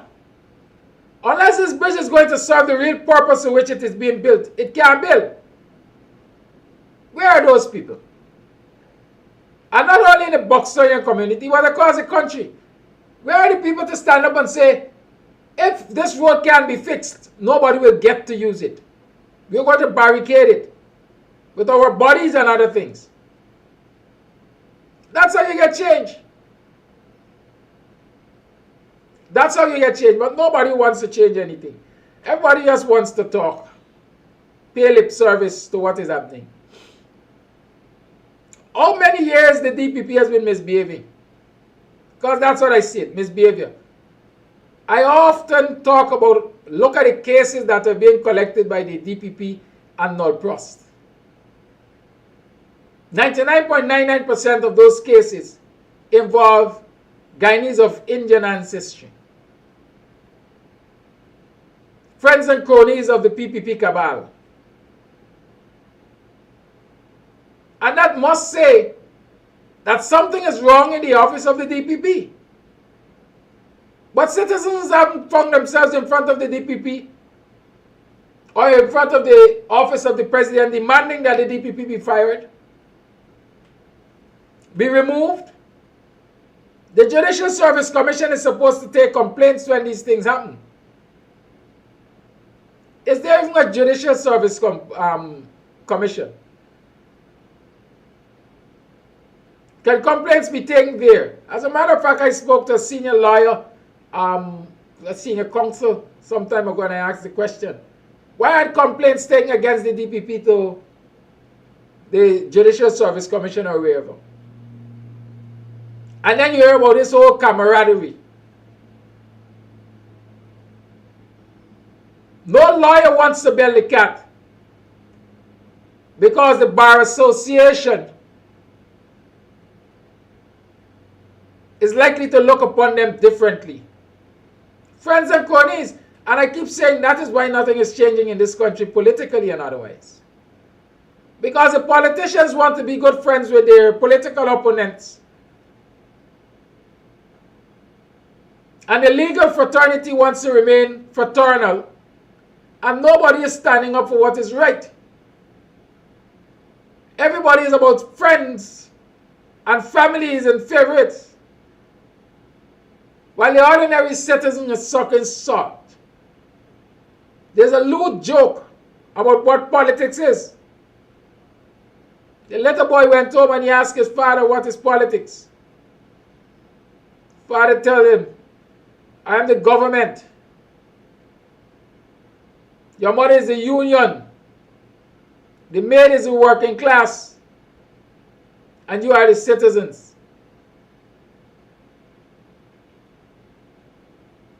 In the middle of the night, the baby brother of the child defecated in the Pampers.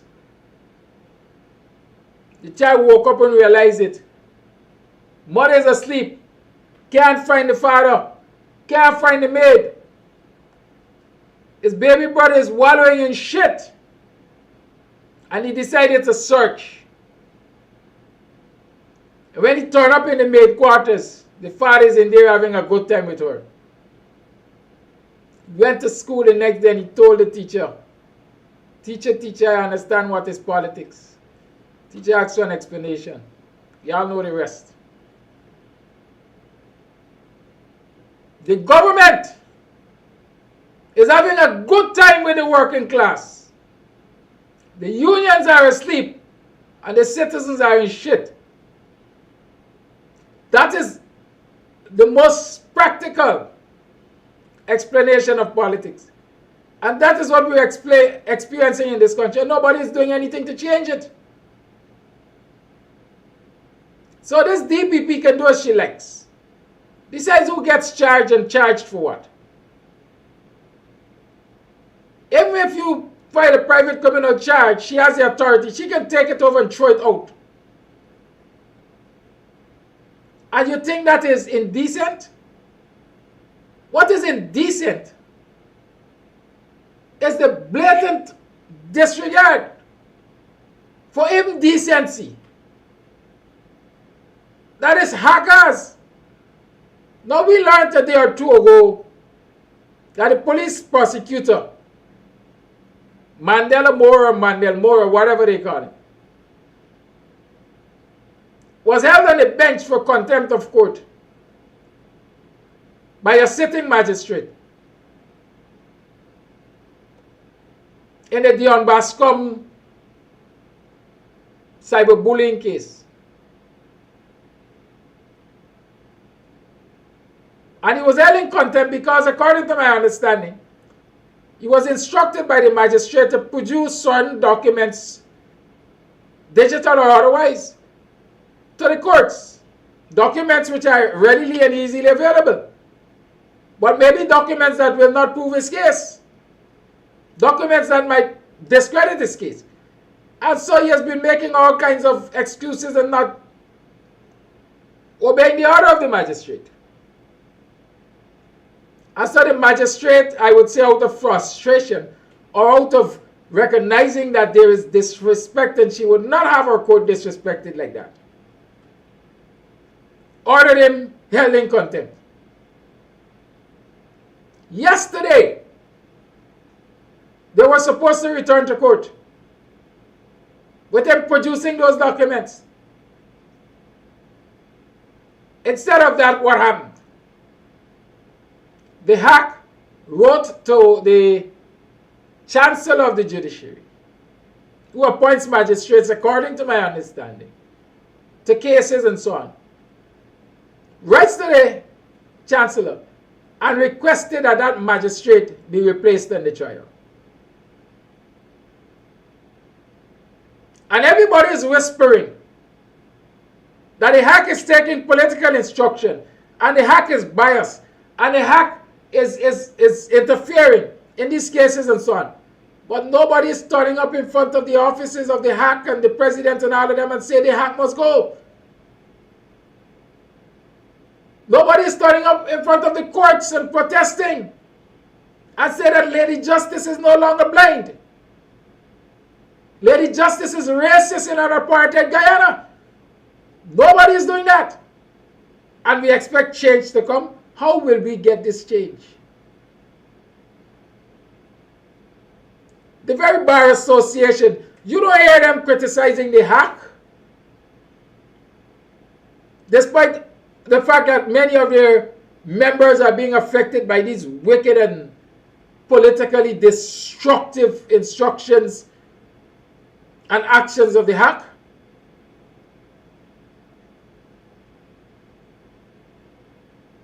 Civil society is quiet.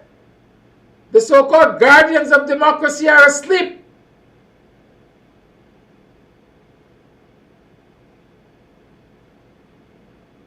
The political representatives of the people are playing circus.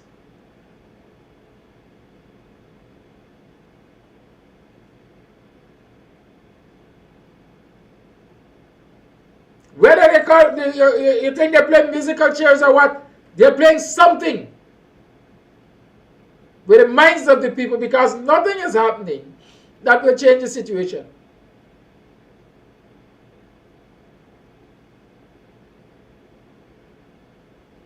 The media is worse.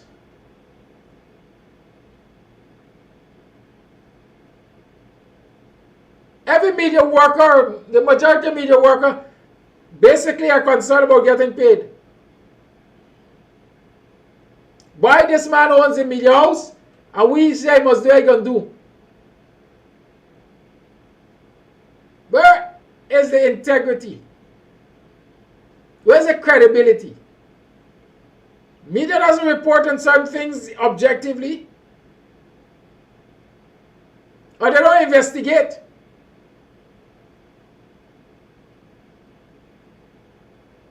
Can you imagine citizens, albeit 5 of them, as 5 persons, as they say, is a 5-man protest, being in front of GCOM for 7 days or 6 days, 7 days, protesting, calling for certain changes, and the media has not reported on that? Why? Because it wasn't big and what you call it, disorderly. They will only report on disorderly protests to say them hooligans being out there. And when the media is not objective anymore, and civil society organizations are not objective anymore, your society is in deep shit. Right now, I think we shoulder deep. And nobody's trying to dig out. So we're going to be covered in it. Do you know how serious and dangerous it is?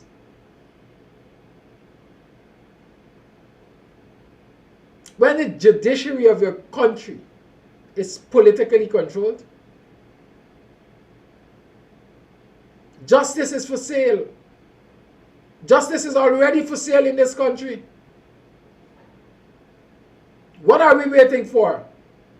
Until our freedoms are sold by Lady Justice? What are we waiting for?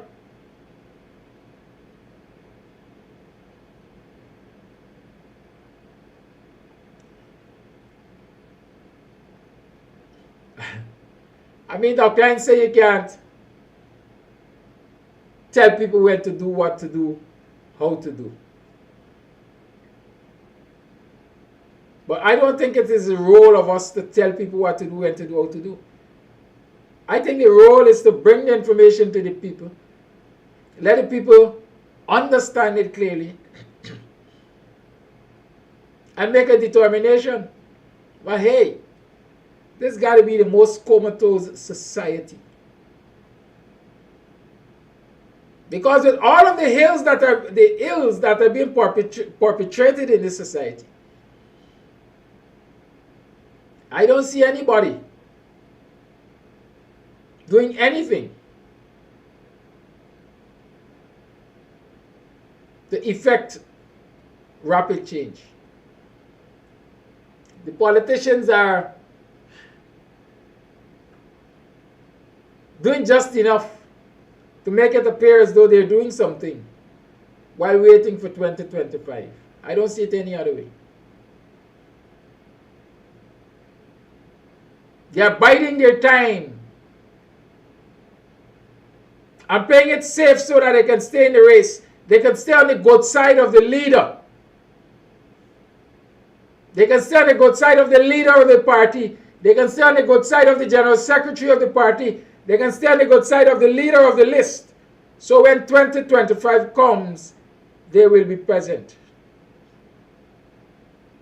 But what is happening to the people in the meantime?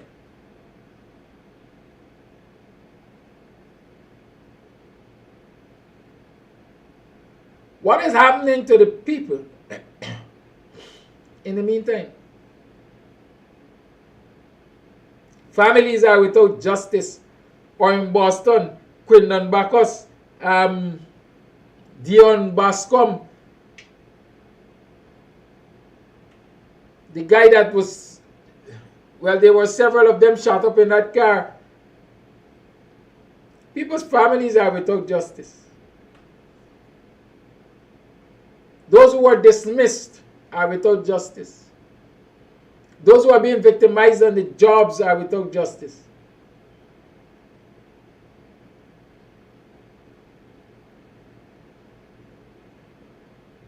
But we got political leaders, civil society leaders dancing a masquerade and waiting for 2025.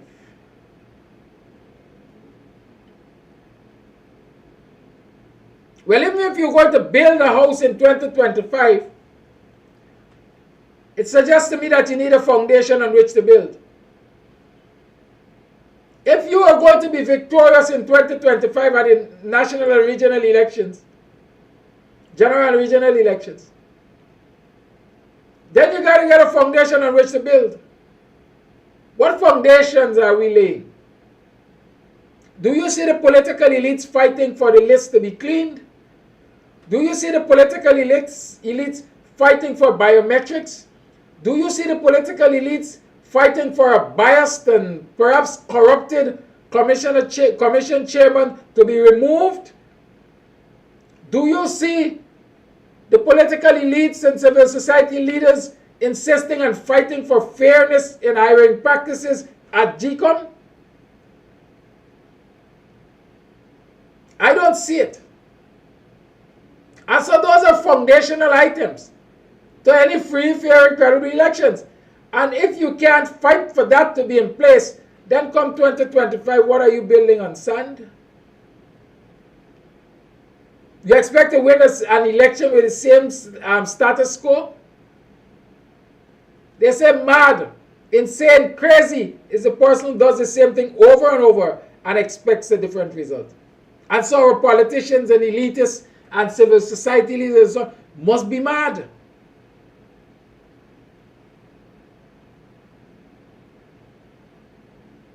They must be mad. And they're trying trinkets at you as if they're victorious in what they're doing. Sad to say, I mean, many people see me as part of the process. And I'm sure these politicians get mad when I analyze and talk about certain things in certain ways. But I have no fear. I ain't hoping to get on no list. I ain't looking for votes. I'm looking for democratic and principled Guyana. And if it means I have to be off of a list or out of parliament or out of government, fine by me, once we get a democratic and fair Guyana.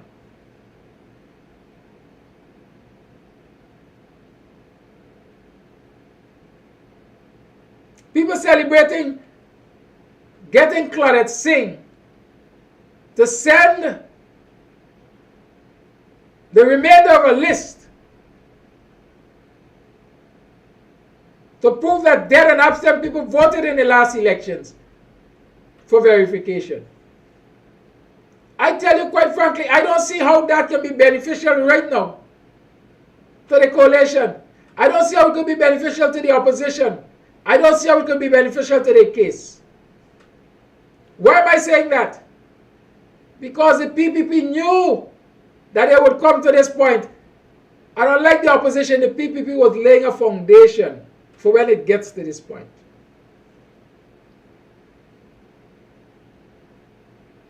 When they were installed, they took over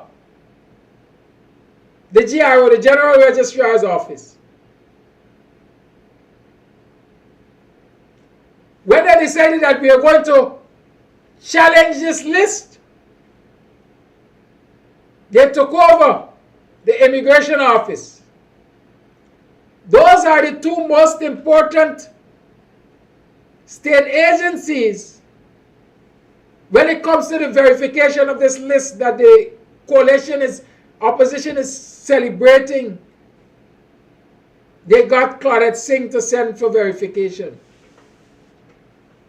When they were installed, they took over the Guyana Police Force, the Commissioner of Police, who is the Chief Immigration Officer. Understand the structure in this country. The Commissioner of Police is the Chief Immigration Officer. Whoever is at the Immigration Office itself is Deputy Chief as far as I understand, you know. At the GRO, the registrar run things. At the GRO, that is where births, deaths, marriages, change of names, all of those things happen at the GRO. Now, so let's be reasonable. Let's reason this thing out now. So the coalition said I got 10,000 persons. 5,000 dead. let's say 3,000 dead, and 7,000 overseas who voted in the last election. In order to prove that list accurate, you have to go to the records of GRO. The records of GRO will show you if those 3,000 were actually dead or are actually dead.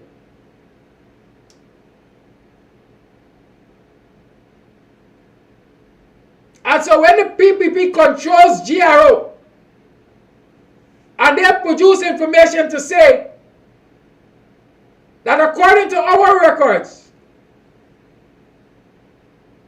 2,999 of these persons are still alive. How does it help your cause?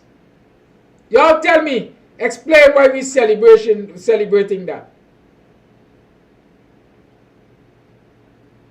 Because Buru is a GRO, Cummins was a GRO, and perhaps still is, I don't know. But these are PPP lackeys, these are PPP tools, these are PPP psychopaths, these are PPP, whatever you want to call them, gatekeepers. You think they will produce information to substantiate your claims? Well, I got to be mad to believe it.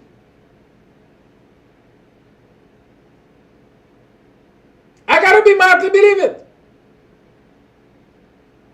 And so when you go to the immigration department to check the 700, to test the veracity of this claim on the 7,000 that voted while absent from the country,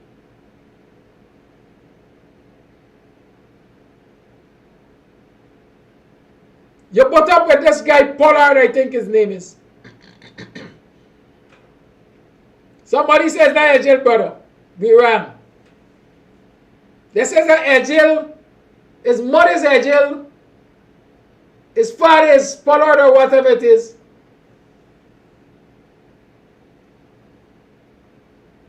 But what I know for a fact, he's a close friend and confidant perhaps, but he's a close friend of the fat guy. He was a part of the security detail of the fat guy. And so they did their thing. And just like they did their thing and placed Hicken as Commissioner of Police and Chief Immigration Officer, they did their thing and placed this Pollard guy at immigration.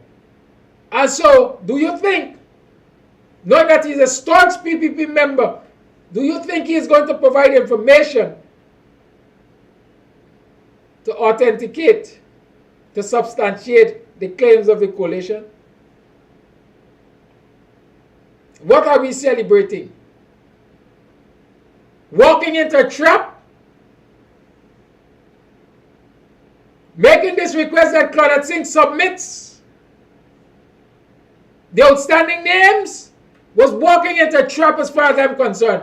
And it was pure academic because it has no real value quite frankly right now. It has no real value. We know, we understand that the PPP is going to use that same process to try to discredit that information when it comes to the hearing of the petition. And that is why they were laying their foundations. They were laying their foundations. What foundations are being laid? By us, who seem to want to sit out until 2025. Let me just bide with time.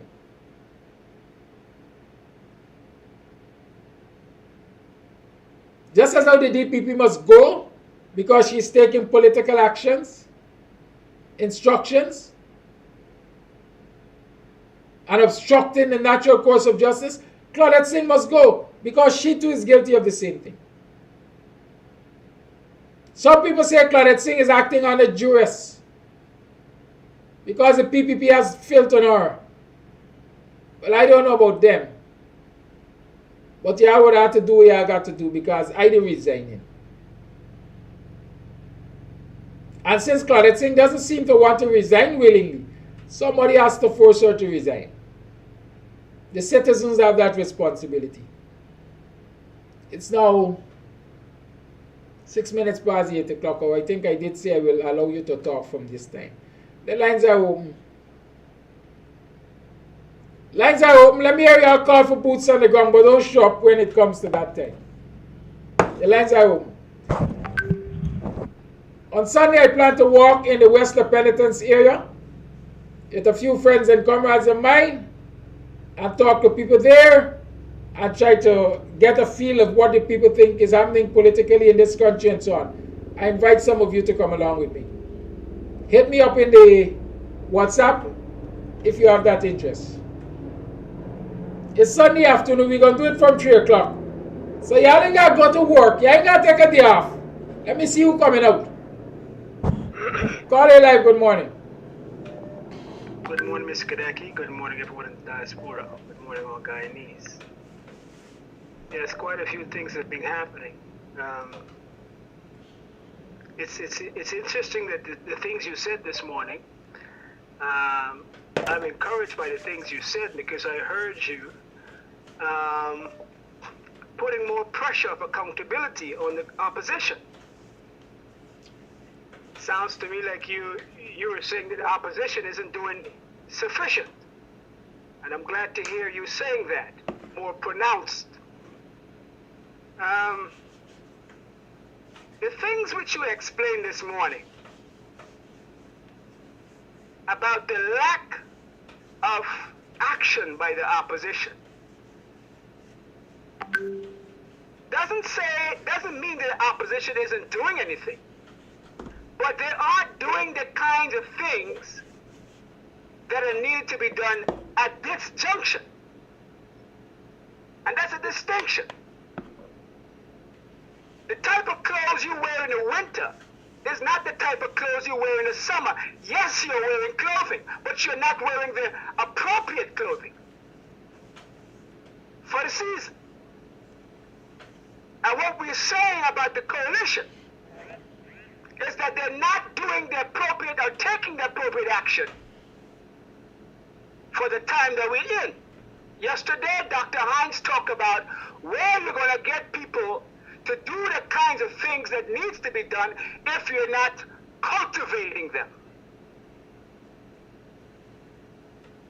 I personally believe that the coalition needs to diversify its efforts, at least a third of its efforts, working with the youths. And if you don't work with the youths, don't expect to reap the fruits that you're seeking to reap. Now, the coalition has not been doing the kind of cultivation that Dr. Hinds is talking about. That's why he spoke about it yesterday. He's a scientist. He analyzes the situation. He knows that we are calling for certain help, but the help which we're seeking, we're not cultivating it. So it leaves us now to do critical thinking. The coalition knows what has to be done, but why it's not doing it? See, that makes you suspicious. That makes us suspicious. Right now we have Guyana on the verge of being a failed state.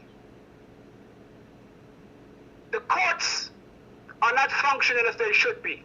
Just yesterday, a magistrate was locked up by a corrupted DDP or DPP. That's like the pot calling the kettle black. So the Justice Department is imploding upon itself. The police, we saw what state of affairs they're in. Right? They've imploded for the last 23 years with death squads. And the State Department had said that. Now, we've got the executive branch. The executive branch has gone so far, they're so drunk and disorderly, they are now disrespecting the Constitution at random. So you've got the executive branch malfunctioning, you've got the judicial branch malfunctioning, and you've got the legislative branch can't function. Are we paying attention here? All three branches of government are failing are failing before our eyes, and that's what I'm explaining. Nobody can say that Guyana is not becoming or isn't already a failed state. These branches of governments have already failed. They're already failing. I'm saying to the opposition that you are the steward of a failing government. And I'm saying to the PPP that you are administrating over a failed administration. Crying out loud, it's not like you've got one, you've got all three. Failing. Rotting before your eyes. So, my question to the opposition is this, because my concern is opposition. As far as I'm concerned, the PPP could duck and drown. My concern is, can we salvage our opposition? Because I have a vested interest as a voter. So, my vote is invested in the opposition.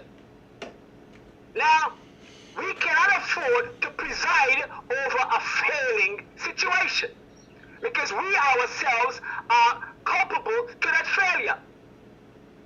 So either the opposition takes itself out of that failing situation because it's part of the government, or we will have to act and do what needs to be done. I'm glad that Kadaki is talking about the people taking action. In order for the people to take action, we got to cultivate militancy action. We look at Sri Lanka. Sri Lanka didn't happen in a vacuum. Sri Lanka had the longest going guerrilla war in the world for the last 60 years. Black Lives Matter didn't happen in a vacuum. They had black militancy ever since the 60s. These pushbacks to a dictatorship government, an apartheid state, overreaching of the executive branch, when we push back, those pushbacks happen as a result of cultivation. We have got to cultivate the youth. And I'm saying, if anyone really wants to have people to stand up and push back, we've got to plant the seeds. Sheep don't make goat. We've heard that before. We've got to get with the youth groups and sensitize these youth groups. And if Rickford Bork is interested in that, then I would ask Rickford Bork for the 1,000th time to put his money where his mouth is. We respect the work Rickford Bork is doing. Now he's in a situation, and our hearts go out, and we stand in solidarity with Comrade Rickford Bork. But I'm saying to Rickford Bork and Mark Benchchop that we have got to re-diversify our efforts and focus more on the youth groups. What we're doing is no secret. We need to cultivate militancy and militancy consciousness in the youths. And I'm saying, if we have the platforms, why not reallocate our efforts? Because we've been trying the talk game long enough. Nothing wrong with the talk game. But let's get with some of the militancy cultivating game. We can take a few lessons from the Nation of Islam, the Black Panther movement. There's nothing wrong with that. It's all legal. So all I'm saying is let's reconsider our approach and reallocate more of our efforts and focus on the youth. I don't want to speak too many things about how we're going to do what we're going to do, but we got to do something, goddammit. Once again, I humbly submit. Thank you for listening. Thank you for calling.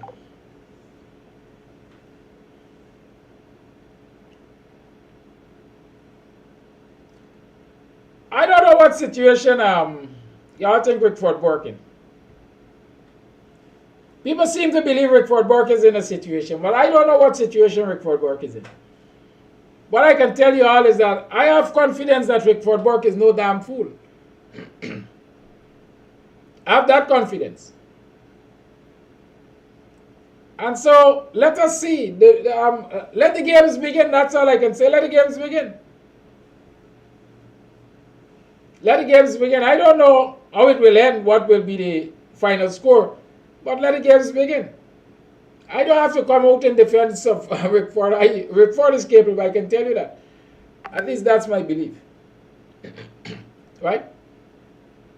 Let's show y'all something. I don't know if I'm not in keeping, I'm not following the news.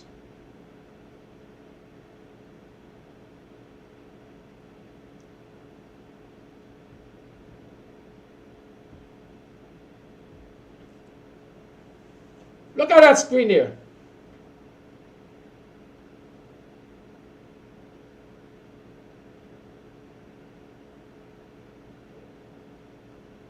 Y'all notice that? I might be wrong. But this is why I call petty politics.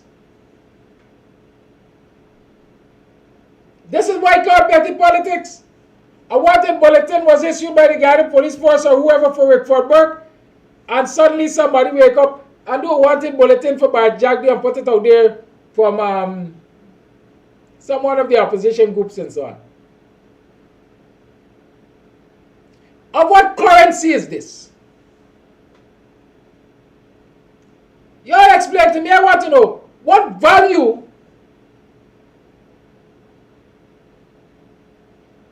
this wanted poster for Jaguar has, except giving the impression that we're doing something. We ain't doing crap.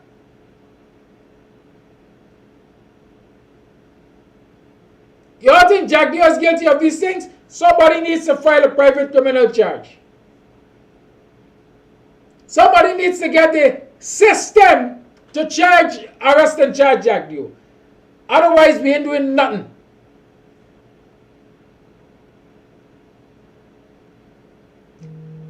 Those who put out this poster, whoever they are, I don't know who they are, for Jaguar. Y'all got the power of arrest? As the Guyana police force got the power of arrest? The Guyana police force may be able to arrest Rickford Burke. Can you arrest Bar Jaguar? We ain't doing nothing. I mean, people are going to get vexed. The ego's going to get bruised. I said this man anti-coalition, this man anti-opposition. But this Mario calling out crappy politics. That's how I see it. Call it live, good morning. Yeah, good morning, good afternoon. I listened to the program intently, and I listened to a program on Margaret last night, where they were talking about the goings-ons about this cybercrime law and so. And when you sit down and you look at the police story, they have the evidence there, but they are trying to deny it. And that is what is happening in this country. And as Coffee clearly showed, Guyana is a failed state, and what you brought out too. Because if the arms of the law cannot deal justly with situations, where will people go to get their rights? Because you're going to the courts, and when you think that you are going to be given a fair trial, a fair hearing, because of the biasness of those who are in authority, they could destroy you. Because I told you what happened. I will be coming to town, but right now, Kadaki, I'm telling you, I am financially beaten up. But I'm trying to get some money, and I will come to town. And the person has started to walk around the village, but I don't know if the person didn't listen properly. And when the magistrate was handing down this payment for me to pay this $500,000, the magistrate quite clearly told me, she saw me in court. I don't know if she know me from before. She said, you have people in means that will be able to assist you with paying this big sum of money, $500,000. You understand? Now, when I heard those words from the magistrate, it made me think far. Now you don't know me. You cannot say, I see you and you got this means, unless if that magistrate was being fed with certain things so that she could have spewed those comments, handing me a ruling where the police, the investigative rank, who investigated that thing on social media, told the entire court, there is this matter, yes, but because this person's phone or the device has not been locked with a password, that the person locked this device, anybody having access to this device could do whatever they want to do with it. And yet still the magistrate turned and said that she finds me guilty. She has found me guilty with all the person who the case was hinged on the reports of the police. Said that you cannot bring this person in guilty because X, Y, and Z. So Guyana is a failed state. Yes. Cases in the courts are not necessarily determined by their merits anymore. I am saying this. And my firm opinion is this. The magistrate that tried your matter is one who is constantly offended by you speaking as blatant as you speak about her ancestry. And so she saw our opportunity to take a lash in you for shut you up. Because if what you're explaining is what actually happened in the court, and I don't understand how you end up with a guilty verdict and a hefty fine, right? And that is why I said to you from the inception, you should be talking to your lawyer or a lawyer about appealing this conclusion. Yeah. Right? I don't know. I am not a student of the law, but I think I got a little common sense. If they are saying that all you have to prove is an element of doubt, and once you can establish an element of doubt, you can't find people guilty. Right? And if there's that element of doubt, how you end up paying $500,000? And now people are telling you you have the means to pay. You have people who can assist you to pay. Are you sending me out there to beg because you want to do what you want to do? Right? I said it earlier in the program. If we allow judicial officials like the hack and others to behave the way they behave, then justice is for sale. And it will go to the highest bidder. And those of us who can't afford to pay the price, we're going to suffer the consequences of injustice. It's as simple as that.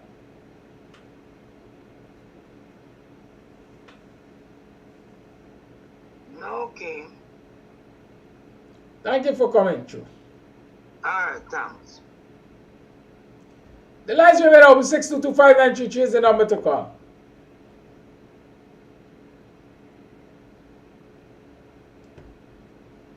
Voice note. Good morning, Kadaki. Now, I am not no Christian, but just listen to this quotation from the Bible. Christ is speaking. He says, I came to my own, and they received me not. He also says, but for those that receive me, I will give them power to become rulers over the earth. Who Christ was talking to? Who Christ came to, and they accept him not. Black people, black Jews. Look in this world today and see how black people are suffering all over the world because of lack of love and lack of cooperation among themselves. It seems to me, I said before, as if black people were meant to be slaves in this world. Look, Mark Phillips. Look, Ethel, who telling the black people, look, before I turn back here, you ought to get to break down this house and do it. No. Look how they are cooperating with the oppressors to destroy their own. Look around the world. Look in Guyana, see how much churches there are in Guyana. Right? And see, in spite of all the churches, how black people are suffering, how they're punishing, their lack of love among themselves and cooperation. You alone has to go out there when the day comes and protest. You're not going out.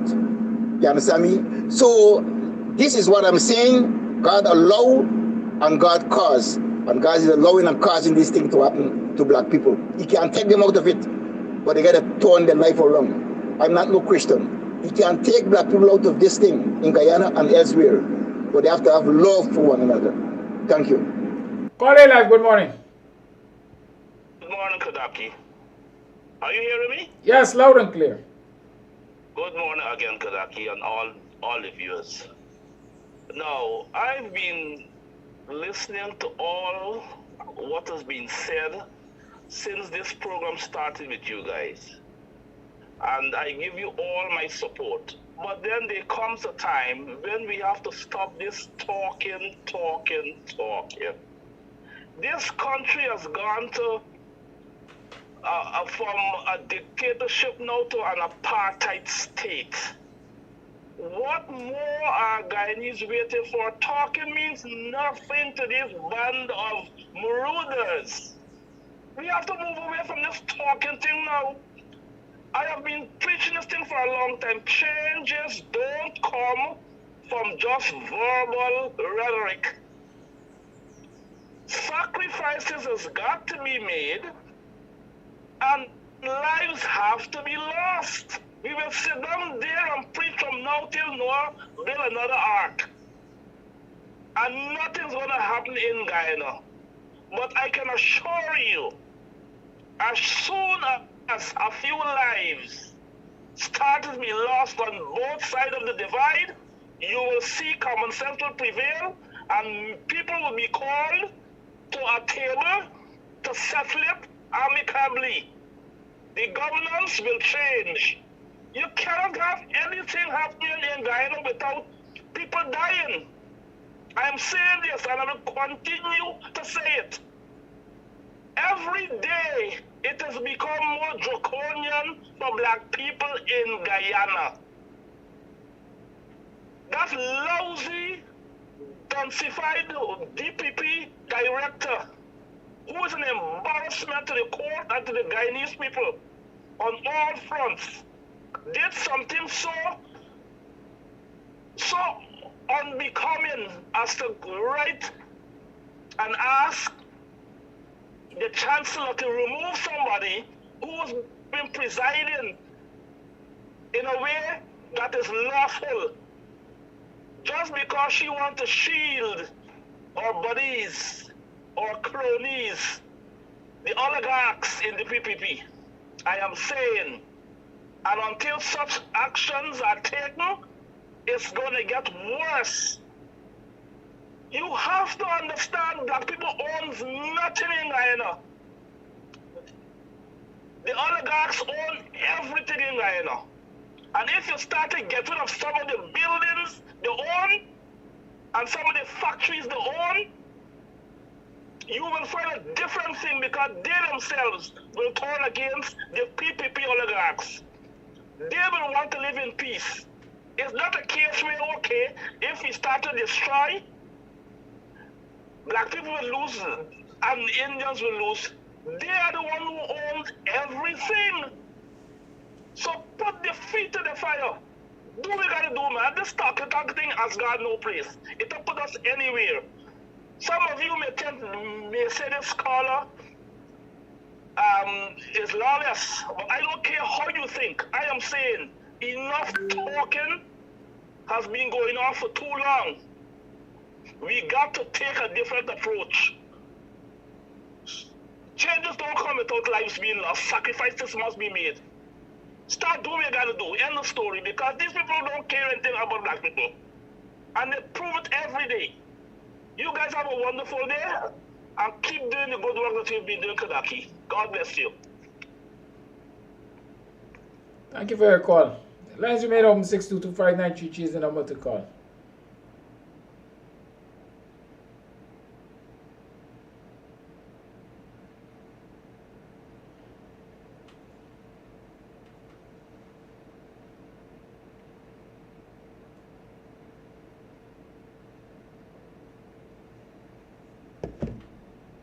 Voice note.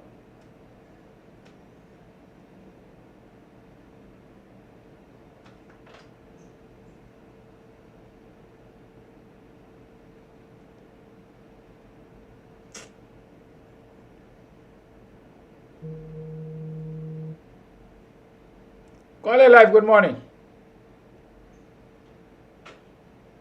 Caller live, good morning. Yes, Kodaki, I'm here again. And the morning when I make my comments that I will be down there soon, Rhonda said that she hope that I'm gonna be, I hold my word. I see the skullduggery that she's going through, and you bet on me, when I come I will confront both of you guys. But let me come to the point. That caller, that call just now, he have the right method. These crawly and full a dark flea that running Guyana and running Guyana like if it's a walk in the park, especially Jabio hiding where he is. Artillery got to take him out from where he is. And the soup drinkers and cronies, that is the foundation of them with their stupidness, what they like Rocks and George, Claudette Singh, Jill, and all of these people, they're living too comfortable. So we got so many ex-military men. Let me put the shoulder to the wheel. I don't custom to do things with friends because when I lie down in my bed, nobody ain't gonna come and say, Tom Jones say, me's a one-man army. And so much of we sleep in fire trenches and different things. I get these blasted chakras running we country down to the level and causing we. Things can't work like that. Things gonna boil over. People gotta feel it. They call it before make a valid point. Stop the nonsense talking and root out corruption. The ABC country, all of them, is in partner with these people. This shit got to stop. Who is Jack Dion and them? Them pissing cuts jackass. This thing that's buying me over. As I went down there, things would have been different because me and collated with nobody. Look at the elderly boys that get murdered. And people die in the village and the people are living right there. They would have got a beg, they would have got a raise white flag and show that they want peace. This is all I got to say. You keep up the good work. See me soon. Thank you for your call.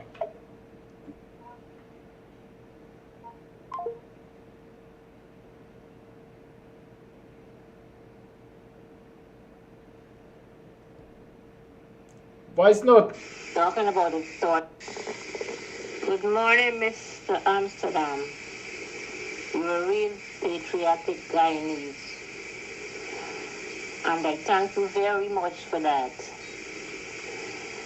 The people should stop talking about it, thought one parliamentarian. There are 200 and something thousand people that voted for the opposition. They don't have to wait for the parliamentarians in the opposition to be up front. They should be up front, and when the parliamentarians see that they're fighting for their rights, they will join them. Don't be a follower, be a leader. Every Guyanese is a leader. And they don't know how much they're being affected. What is going on in Guyana is ridiculous. And the installed government believe that the natural resources is only for their supporters. But it's for all Guyanese. That's the people's money. That's not their money that they share. Share not like it's their that is in the piggy bank and they take it out and then give it away to whoever they want to give it to. That's ridiculous. And the DPP, whatever is her name, she should debate office. She's an embarrassment. She is really, really an embarrassment. How could she do that? Because the magistrate refused to be disrespected by the so-called prosecutor. And she did what she had to do, and she had to be removed? That's ridiculous. Is that a kangaroo court? Justice supposed to be equal for everybody, not for the few. People got to stop talking, and depend on the opposition, and go out there and protest for your right in different ways. Stop going to those when they have a function there, look how many people attended from the opposition, and when there's a protest, it's so few. What is happening to those people? What is their problem? What is their problem? You're not seeing the danger? Thank you for that voice note. Here's another one. Kidaki, good morning. That caller is absolutely right. We are talking too much. Right now, like I don't even want to hear the talking. These people do not understand talking. They understand one way. And unless people can come to the place that we need to do what we need to do, we will always be in this position. Every day we're going to say the same thing. We're going to preach the same prayer. And we will not get peace unless black people stand up. Take the shame out of their eyes. I know a lot of them take the PPP handouts and money and all kind of bribery just to turn away. But they need to take the shame out of their eye and stand up. Because if they look and they see where we're heading, they better do it fast. Thank you. Thank you for that voice note. The lines remain open. 622-5933 is the number to call.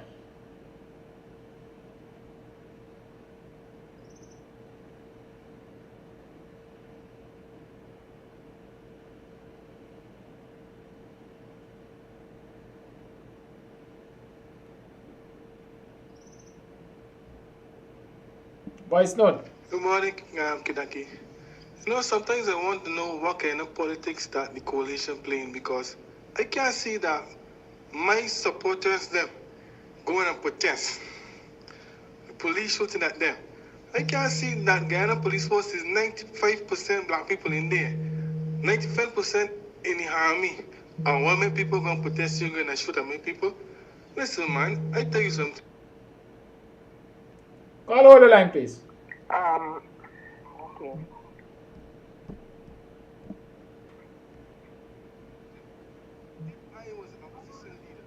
Kidaki, I want to talk to you offline. Okay, just now.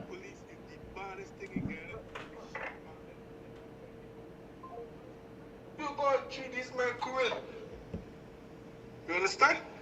Even God tell you sometimes you go, I'm gonna deal with you cruel.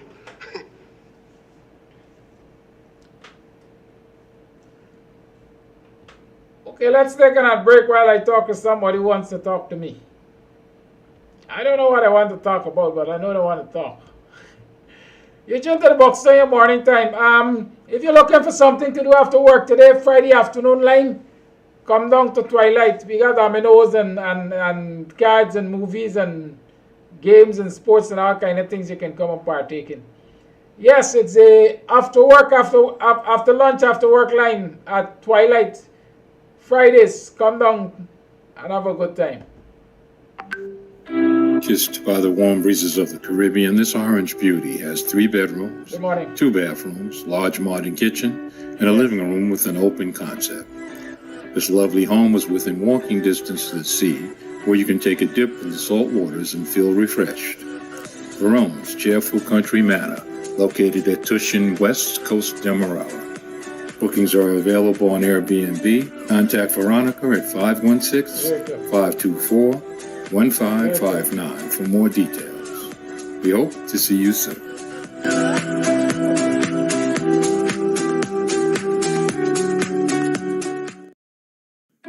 Kissed by the warm breezes of the Caribbean, this orange beauty has 3 bedrooms, 2 bathrooms, large modern kitchen, and a living room with an open concept. This lovely home is within walking distance to the sea, where you can take a dip in the salt waters and feel refreshed. Verone's cheerful country manor, located at Tushin, West Coast Demerara. Bookings are available on Airbnb. Contact Veronica at 516-524-1559 for more details. We hope to see you soon.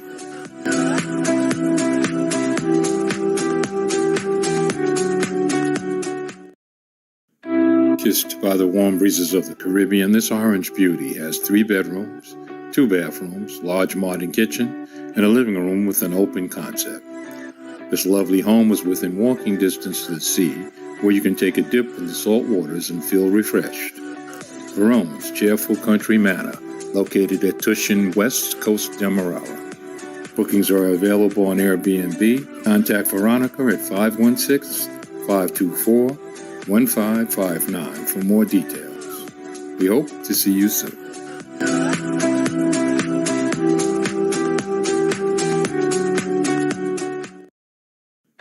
Kissed by the warm breezes of the Caribbean, this orange beauty has 3 bedrooms.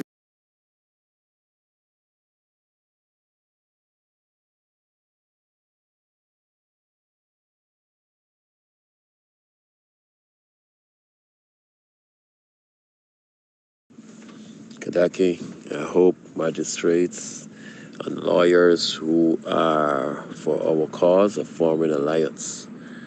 I hope so. I hope they're forming a new fraternity, because this thing ain't going down nice. I could hear the anger in people's voice. And as the man said, the only time you can get a response from those people don't like the skin bun. Right? They don't like the skin to burn.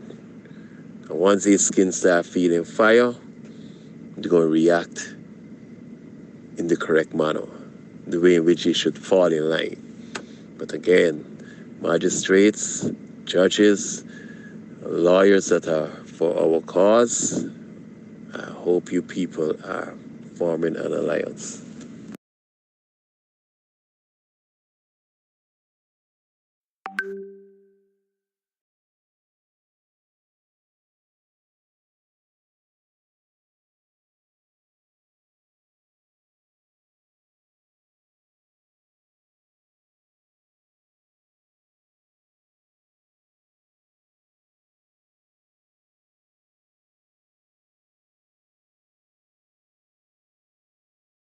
Muted.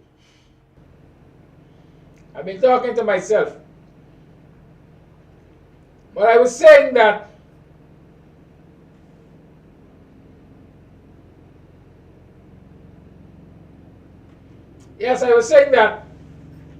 when you look at the behavior of the DPP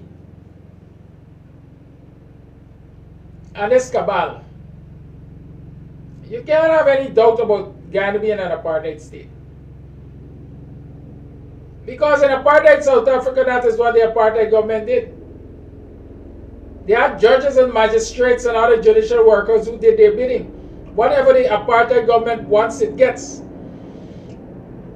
And so if you want to manufacture evidence to charge Ronaldin $500,000 to make us shut up and stop talking about Kuli people come from the slums of Bangladesh and so on, we will get a magistrate who will do it. We only want to get her into the court.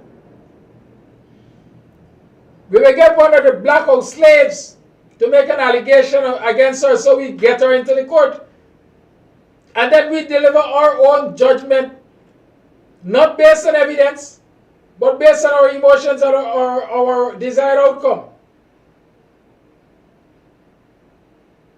In the case of DION BASCOM, we don't want justice, we don't want fair trial.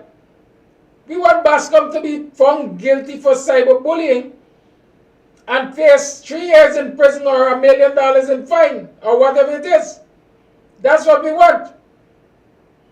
And so which magistrate dare to ask for the production of evidence to support these charges?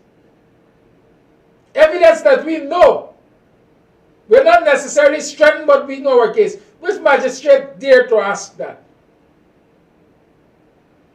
and dare to charge the special prosecutor in this matter with contempt for court when he doesn't provide it on several occasions. Which magistrate dare to do that? In apartheid Guyana, we will have her removed. And you think just removing her from a trial is her punishment? She will never get a promotion under this government. She will never become senior magistrate. She will never become whatever the office is above hers. We are going to oppress her to the hilt. We will make her run and leave the system. Because she's not for us. She's not playing our game. She's sticking to the law. She wants to prove that Lady Justice in our court is blind. We can't afford to have them. While I worked with the army, while I taught with the army, there were some training officers who, when they come upon recruits who were thinking, they said, we got a problem here, but we got a thinking recruit. We don't want a thinking recruit. Recruits are supposed to take instructions. And so they got a thinking magistrate. They don't want a thinking magistrate. They want a magistrate that will carry out the instructions of the apartheid government in apartheid Guyana. And so those of you who always ask where the apartheid and evidence there, here is another case. Here is another case. Right? Here's another case. And it just dawned on me. Is it only political instruction the DPP is taking? Or she is in the pockets of some people who would like to see the BASCOM go to jail, who would like to destroy the credibility of the BASCOM because he's making allegations against them? You all ask yourselves that. People are friends with the fat guy.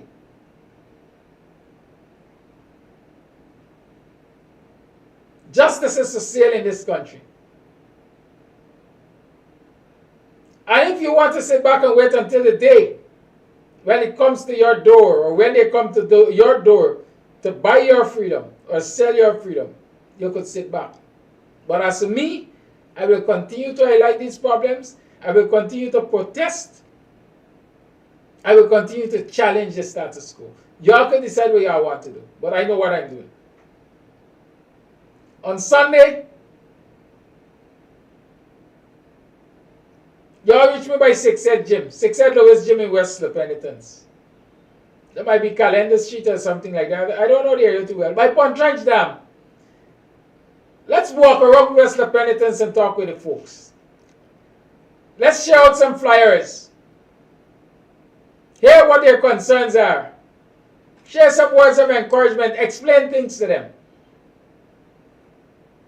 We will start to walk around 3 o'clock.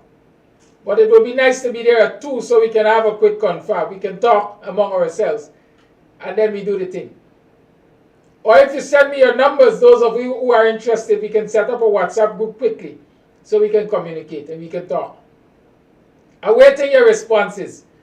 A lot of people talking about militancy. Militancy, you don't necessarily have to go the way of guns and ammunition. You can be militant. Every camera can become a tool for the revolution. Every ear can become a tool for the revolution. Every eye can become a tool for the revolution. Mouth, a tool for the revolution. I'm asking you to pick up arms and ammunition. I'm asking you to join me in changing the mindsets of citizens so that we can all partake in the revolution. I declined that one, sorry. It was intended that I answer. So you can call back. Caller.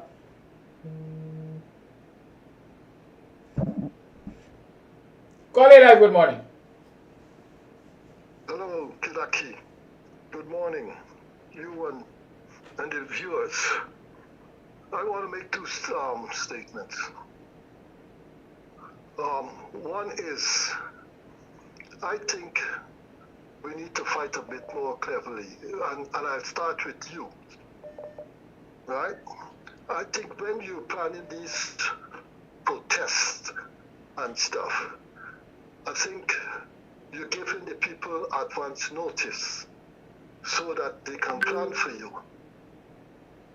I think if you form WhatsApp group or a messenger group where you can vet the messenger, you can vet your members, and so when you plan secretly, and so when they all turn up there, it's a surprise to the police, and then by the time they get themselves together, you already take up your position, right? Thank you, caller. That is a strategy. I don't want to make little of your suggestion, but let me say this. First and foremost, protests are not supposed to be secretive. I have no secret to hide. I have nothing to hide. I'm going to protest them because they're doing wrong. Number two, forming a group doesn't say to me that somebody in the group wouldn't alert them anyhow. Right? Valdo was talking to her party comrades years ago. When that recording went out, that said, accused her of saying that she would only hire black people. Right? Yeah. Good. So, quite frankly, for me, protest is public business. And unless I announce the protest, then I can't accuse the public of not turning out. This is not a secret. Yeah, but then you're giving the police them advance notice to. But sir. To, you know. But sir. To work against you. To work against you. The state has to do what the state has to do. Citizens have to do what citizens have to do. Right? If I, like I'm explaining, if I plan to go and protest and I do it in secrecy, I'm not making sense. At least I don't think I'm making sense. How does the masses get the information to join me? That's what I'm saying. You from the group, people talk to each other now and make the plan. Because if you use your phone, they got your phone locked. They got control of your phone anyway with the device they have. So you try to keep it low key, and then you're surprised. It's the surprise element I'm looking at. Right? But if you're not okay with that, that's fine. It's just a suggestion. Right? And then I wanted to suggest to the PNC too, when they go on their outreach, if they don't publish too many photos of people, because that will make people stay away. Remember when people are working in public sector and stuff, and this government is discriminatory, people are afraid to be seen because they have to support their family, they have to provide for their family. And so they won't want to be seen in the papers or on Facebook at this point, because they know that they will be targeted the next day. So when they go on their outreaches, don't publish too many photographs of people. You can publish a few of known people, but the others, keep it low key, because people are going to stay away from you. Even though they want to support you, they're going to stay away. They're not going to come and listen because you got a cameraman flashing every time. So, look, when PNC were in power, the Indians know to play the game. All of them were black people, you know. But my Indian friends and them, when they're around us, I'm a black man. They know to play the game. We got to learn to play the game also. We're not playing the game. We're trying to play a power game. We got to be more, strategic. Don't let everything be on social media and everything. What's happening? You got to get some things running undercover, under the ground, that no one knows about, and it must just be a surprise. And thirdly, we need to step up I will just say, like what Hyde said, more fire. We gotta bring the pressure on. Thanks, buddy. Have a good weekend. Thank you, caller. Kadaki, good morning. How this newsroom posting all the photographs on Facebook for the cricket, and it share Indian photographs. You ain't seen black people? All the photo and picture, a video they're showing, It's strictly Kuli people. It's share Katahar people. They ain't showing nothing with black people. You don't even see black people in them posters. When you watch and see the videos and the picture they post up about the Amazon warriors, it's share Kuli people who happen Guyana and get black people. And then another thing is the same thing of coming out, people like Unis Wild John and all them house slaves that got, they're working for the PPP. They got Guyana in the way dead right now. And I hope that the administrator end up like Unis Wild John. Right? Because all of them got Barat, that Katahar, Balad, Bano, digging them out and doing all kind of thing. And get them doing a set of dirty work. I hope the APNU, like people like what's your name, Coretta McDonald and all them sitting down on the sit upon and who got a face like sign artists in the PNC and the APNU. Every day they're on Facebook and painting up themselves like if it's a show business and not coming out and representing the people them. It's crazy in Guyana them, man. It's crazy. I tell you, man. The niggas them just got to blame themselves because it's the people, the ones them who's supposed to go out and helping people, they ain't going out. Bless up.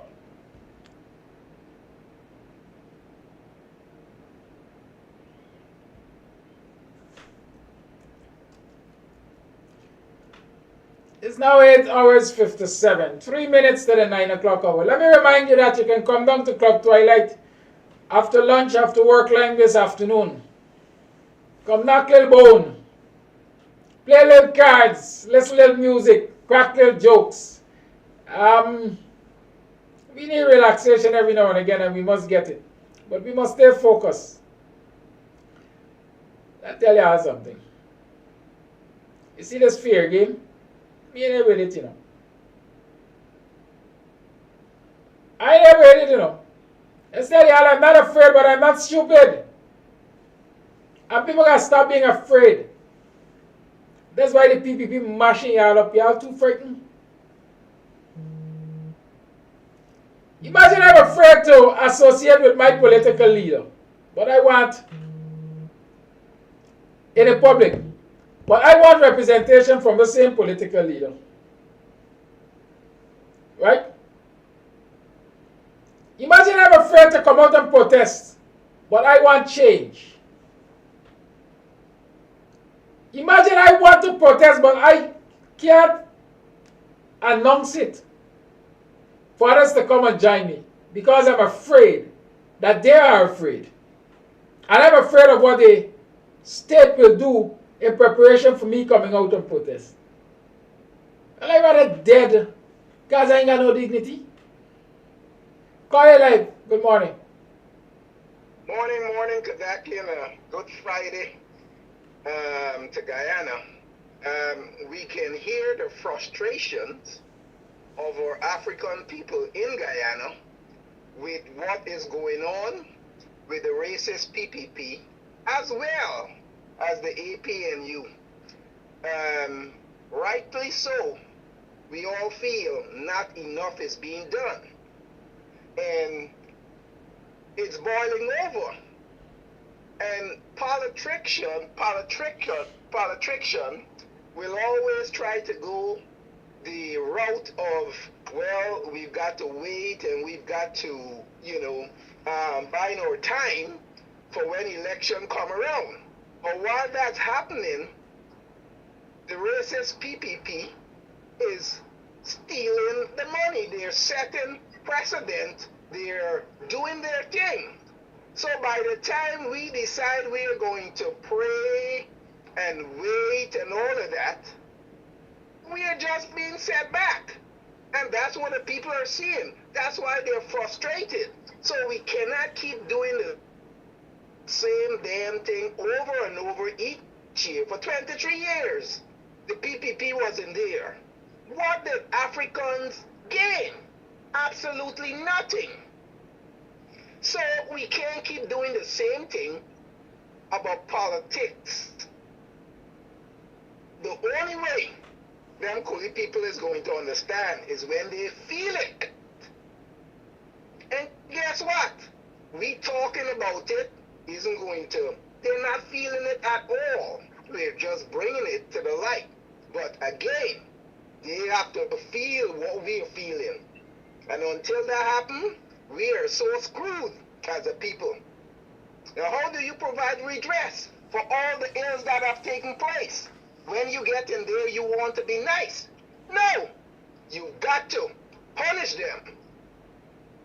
And we are not doing that. When we have the opportunity to do it, we want to be good Christians. Come on, the DPP is the PPP. And we're just sitting there checking it day in and day out.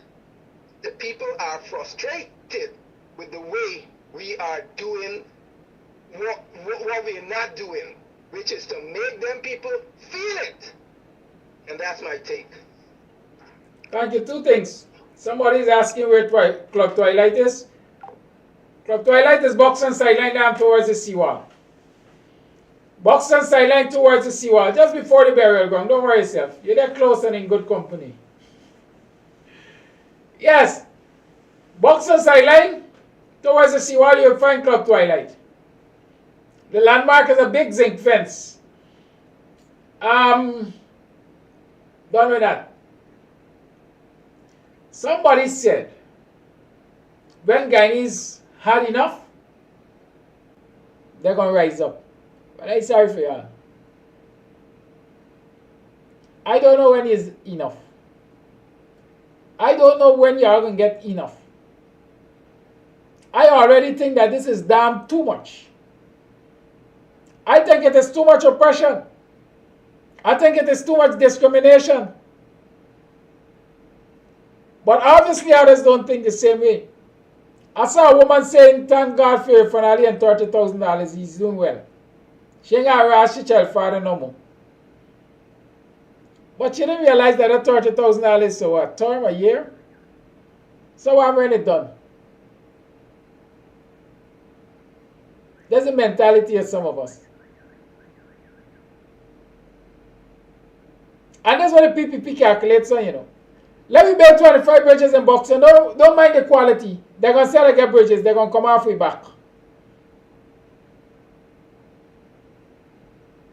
All the conservatives that they get, they don't care the quality of what they get. They don't care about the quantity of what they get. They just want to get. It's sorry for y'all. I know about quality. Call it live. You're the final one for the day. No, I really call you. I listen to the program. I want my link. I ain't got the link. Look for Kams TV, sir.